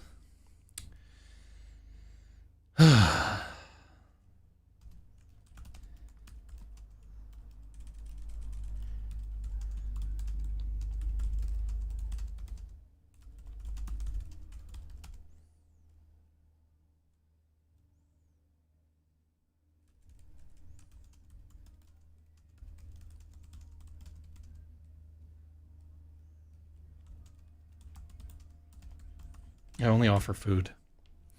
Yeah, like you can know right away if somebody's like for real, because if you offer them the food and they're just like, oh no, I really need the fucking money. It's like, yeah, good luck.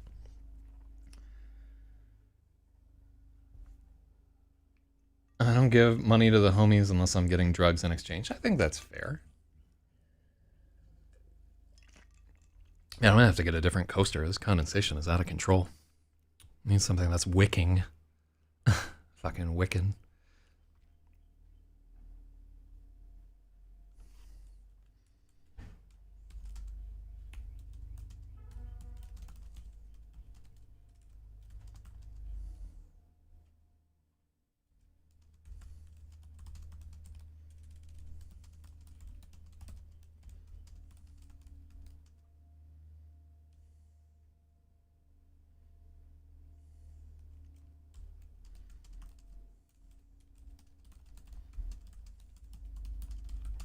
Okay, so M95, they have snaps on their hip pockets, and the snap would, from my immediate research, you could snap a gun with this in your pistol.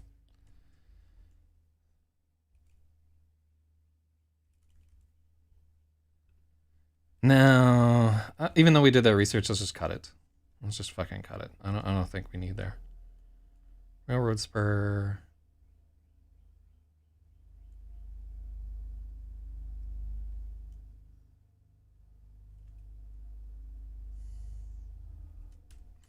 Okay, now we're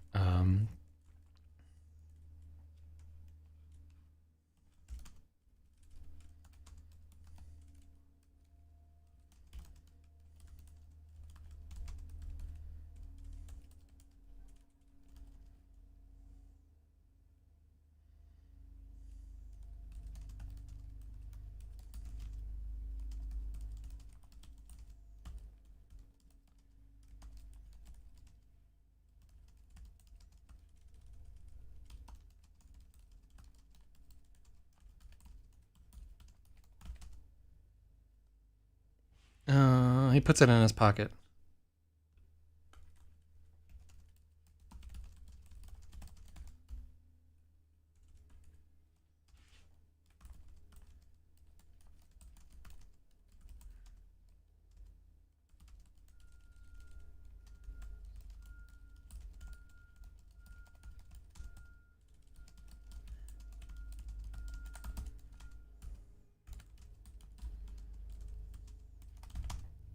Cool.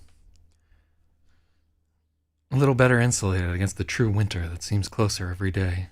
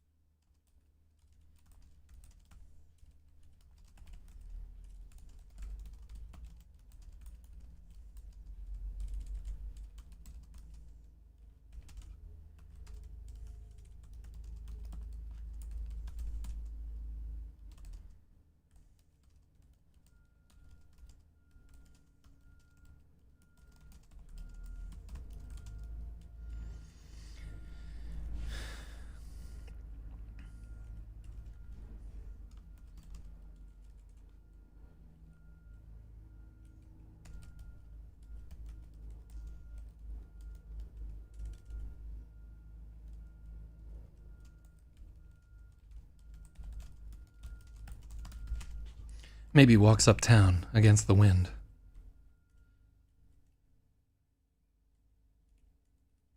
If only he'd had the gun at Barnes & Noble, he could have blasted that devil kid.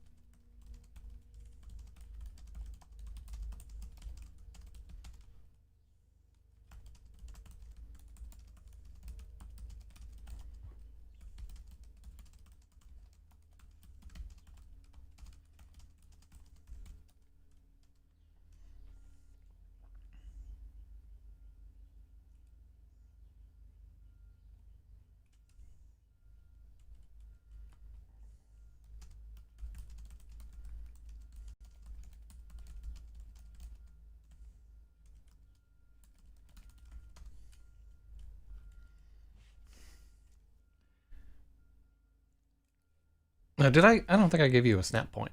Boom! Giving you that. I think I missed another. If you didn't get that one, you deserve one from somewhere earlier there. So that's solid. He's got half a mind to head back. I don't.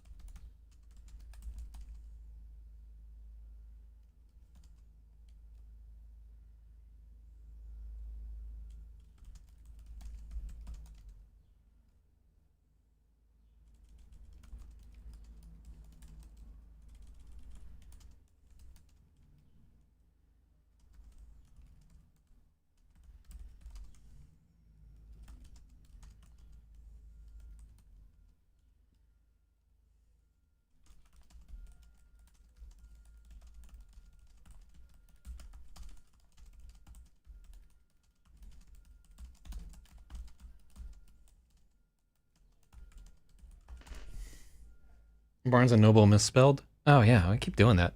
Yeah, I keep fucking up these homophones. And driving me fucking crazy there. And there for a second, like seams, we put in seams.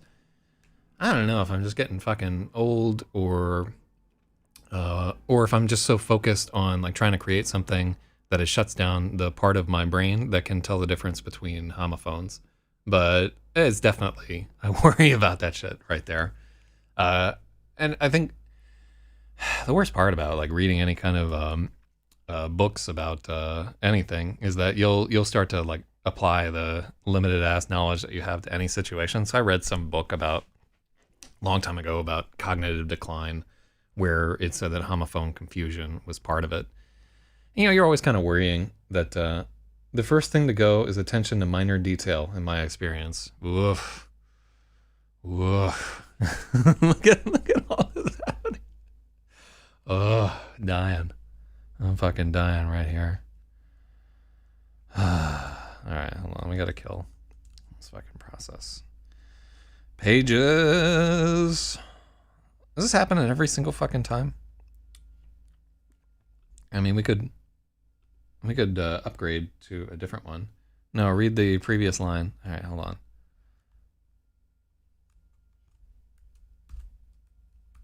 Boom.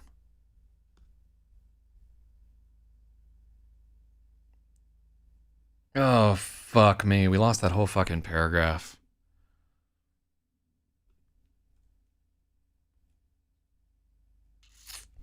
Spathy, can you roll back a tiny bit and tell me what that paragraph used to say? Wasn't talking about cognitive decline. The first thing to go is attention to minor detail. Yeah, if you can do me like a real solid, it's difficult for me to do from where I'm at, but I want to. We have a screenshot. Yeah, can you pull that back up and just paste me what it fucking says right there? Because I can't remember. I was so like busy thinking about cognitive decline that I just had some.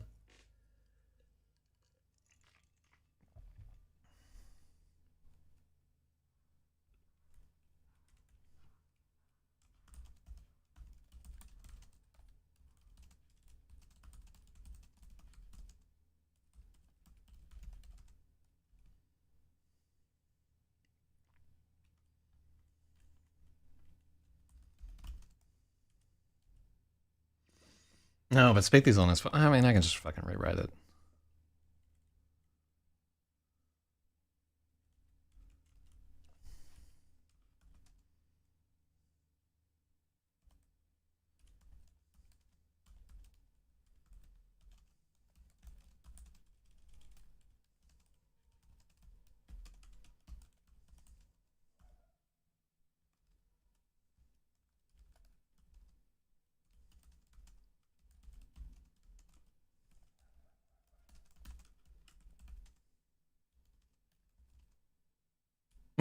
Yeah, same fucking thing.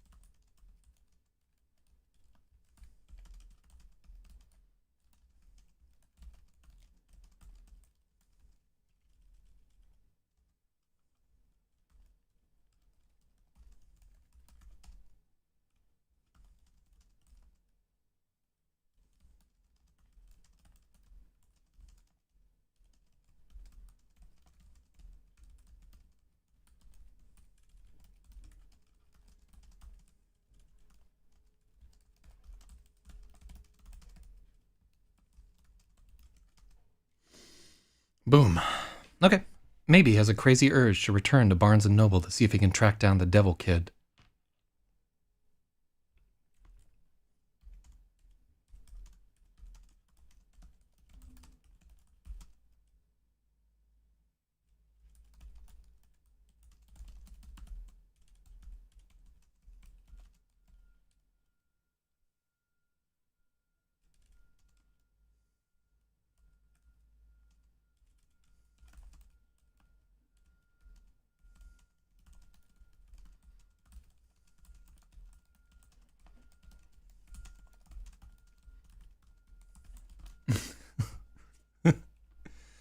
I wonder if Spathy's still like trying to make that fucking happen on his phone, and we've already just rewritten the entire fucking thing.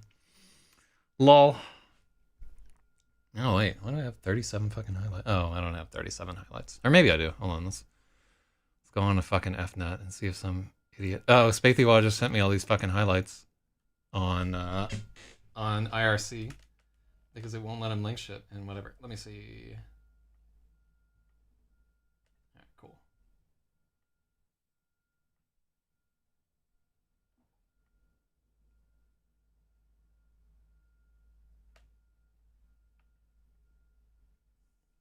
Okay, cool.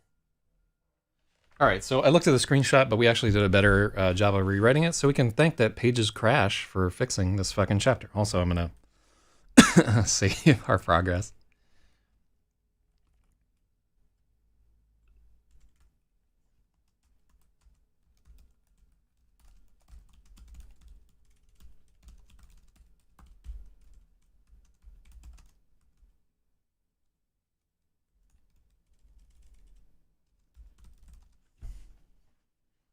Mm-hmm.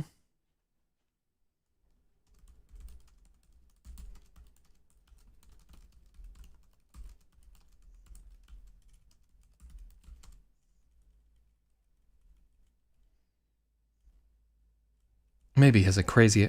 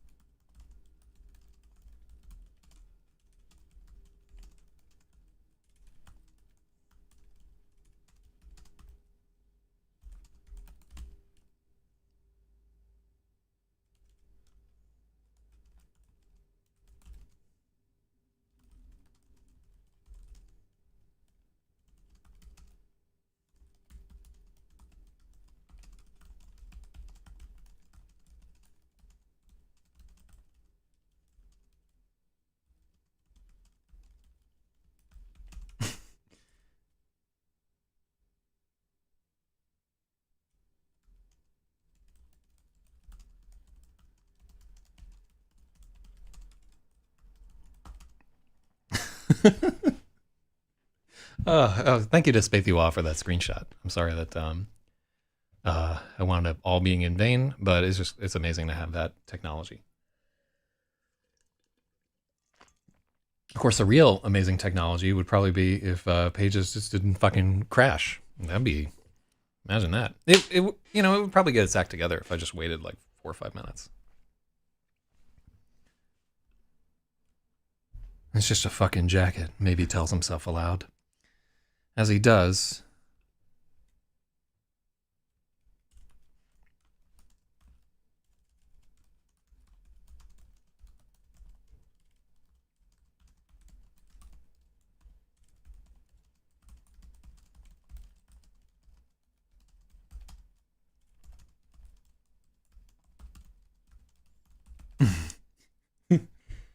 Isn't Pages free now? Just update. It's up to date. Yeah, this is the most up to date version of it. I think. I don't fucking know. It's just a fucking jacket. What really the problem is the machine. There's a 2015 uh, MacBook Pro with a swollen battery. I need to just take this fucking machine and replace it with another one. But I'd have to go back to the school to get one. I don't want to do that. I don't want to do that. I don't want to go that far. Oh, speaking of which, I need to write back cover copy for Space Tards. If anybody has any ideas, I'm fucking dying over here. I know I'm going to have to do it myself.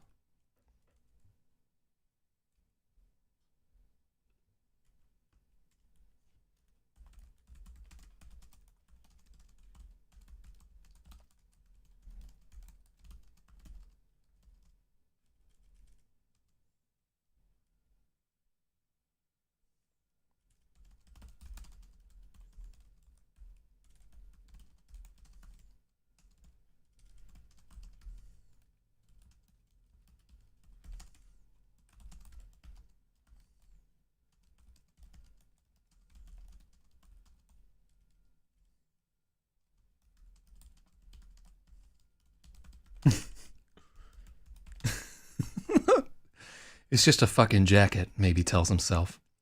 He says it out loud. There's a couple walking past him in the opposite direction. The woman thinks the man said it.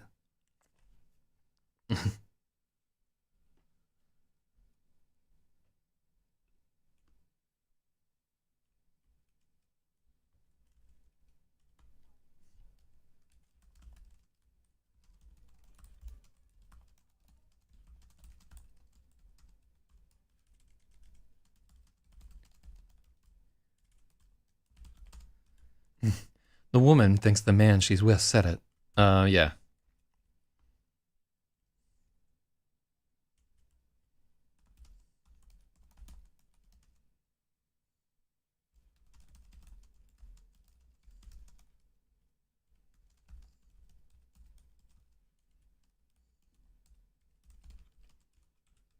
The woman thinks her husband said it, and the two get into an immediate argument.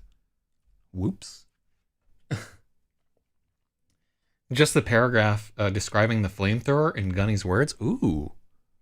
Ooh, that's actually a really fucking good idea. It may be too long for back cover copy. And we don't have the back image is that fucking nuclear blast cloud. Like you can see this guy right here. So maybe we could do something about Bango's epiphany. So Skip Donahue still has his lucky jacket. It's a replica Yamaha racing jacket from 78. He had it since he was 14, bought it with his first proper paid job money. Still wear it, and it still looks badass. That's fucking amazing. Hell yeah. Yeah, shout outs to things that you've had for your whole fucking life that never let you down. And shout outs to also knowing that even those things will eventually desert you, and it's all right. Hell yeah. Hell yeah. I like the replica Yamaha racing jacket. Hell yeah.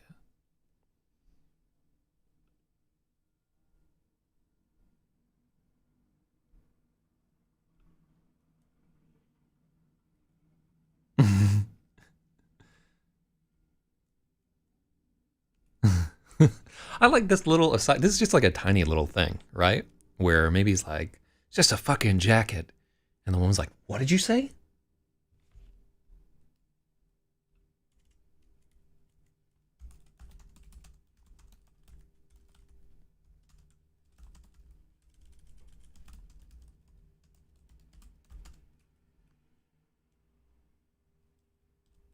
What did you say? The woman demands.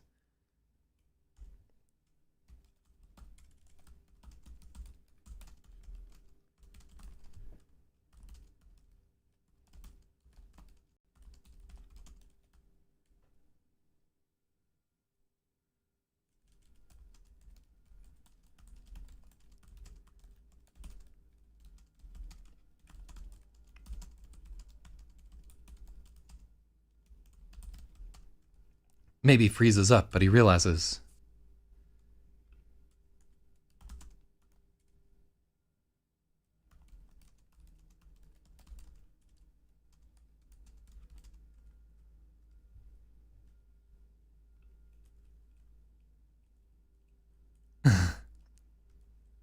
What did you say? The woman demands.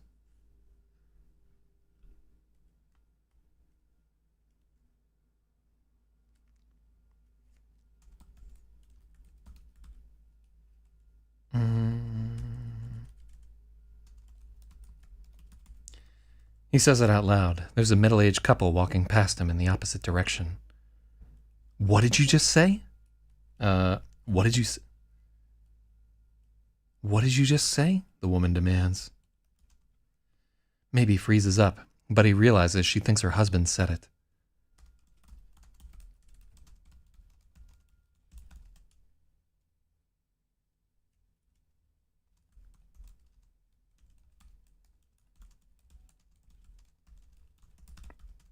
The couple immediately gets into an argument.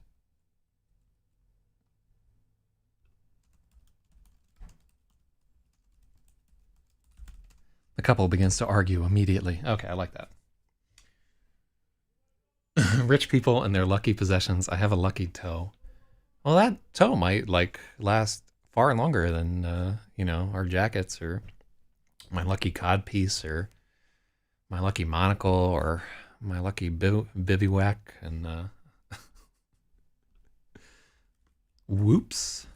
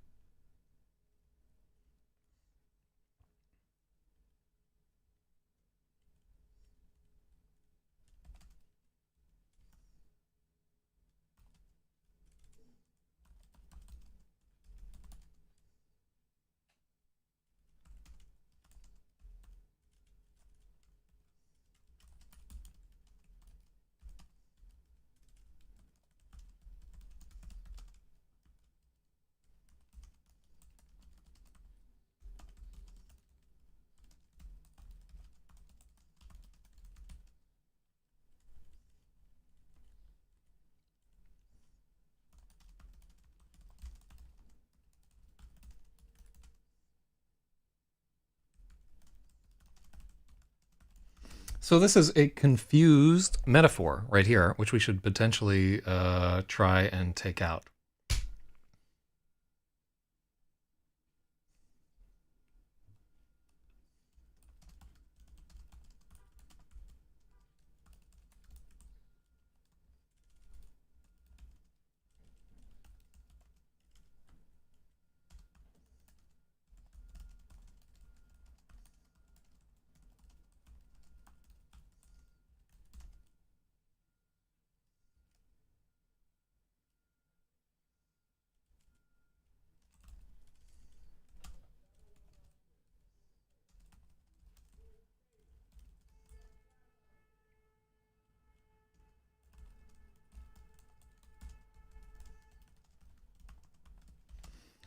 Maybe he hates the thought that he's out there somewhere, hates knowing that someone...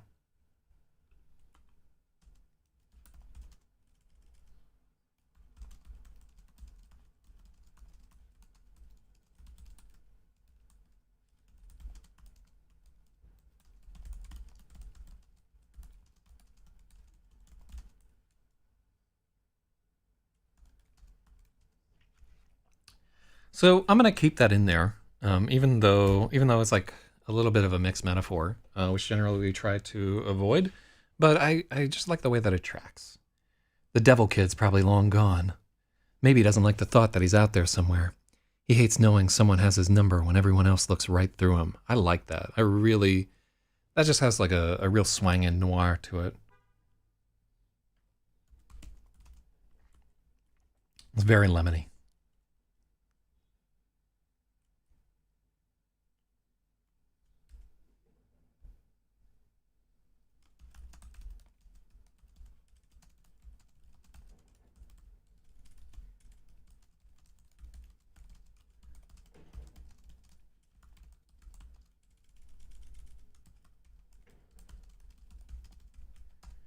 The worst part is, if the kid is real, that gray man in Chinatown is real too. Maybe he tried so hard to forget that guy.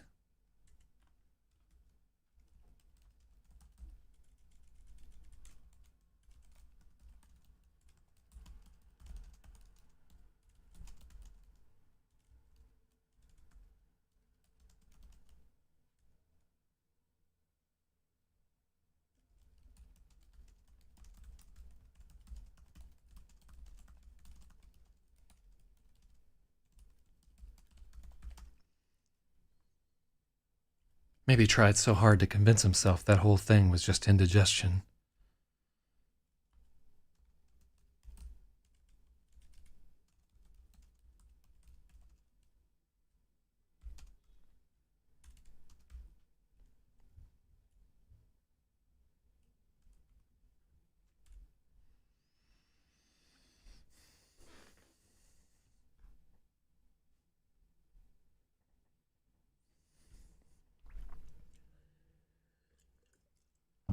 Okay.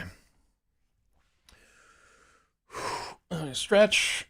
Fucking, I should be getting up and walking around every hour if I were smart. Take the weight off of my back there. But I want to get through this. I don't think we have. Hopefully, we don't have too much longer.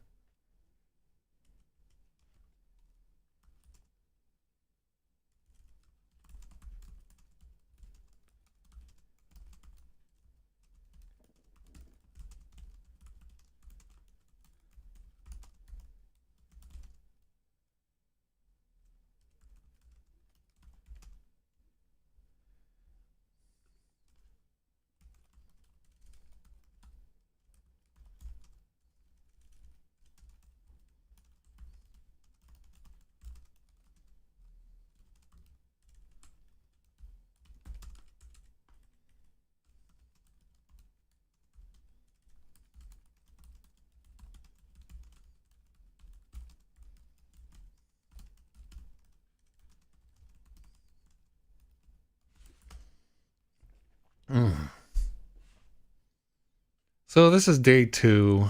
We can't call it nightly penance, unfortunately, because this is the first night.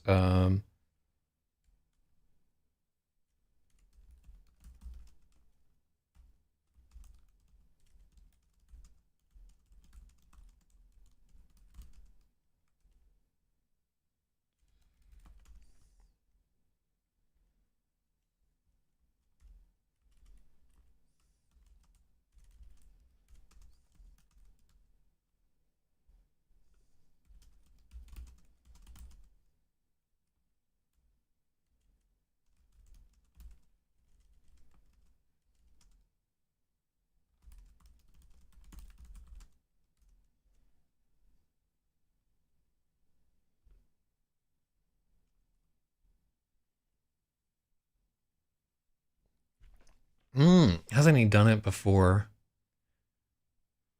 Oh yeah. Yeah. Let's make it his nightly penance.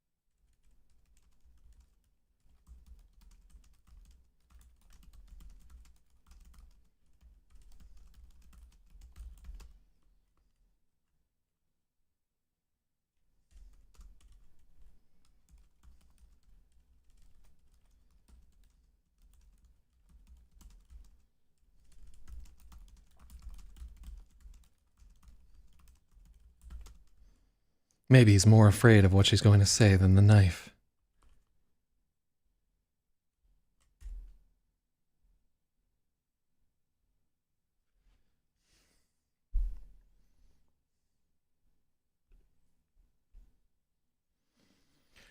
He stands across the street from Rosalie's apartment and begins his nightly penance, staring up at her floor and hating himself.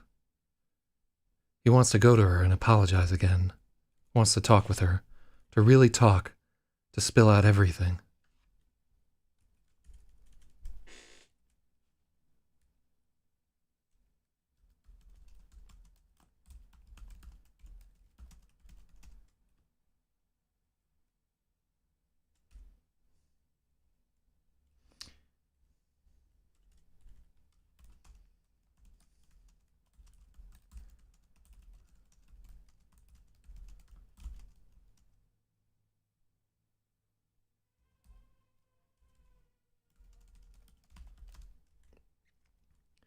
Okay, so we're saying do it again there.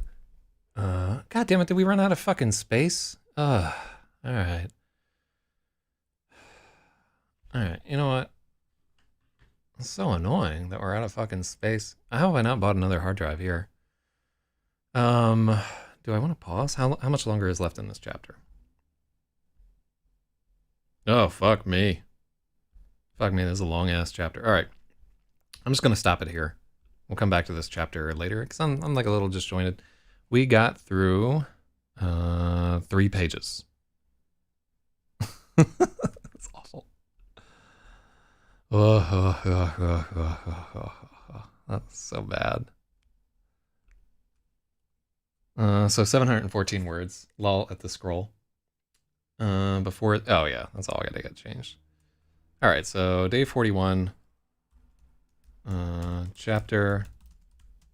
Lol. How many hours we got? 2:21. Yeah, I need to get some food in me before I persist in this whole thing. And I just realized that it's actually like quite a difficult chapter. It is not the chapter that I thought it was. Ooh. Actually, we're gonna have to do some serious retconning tomorrow. Let me figure out. Yeah, we'll have to do some structural changes here too, because I like what we're introducing there, but the fact that we took it out of past tense means that we have to change a few things.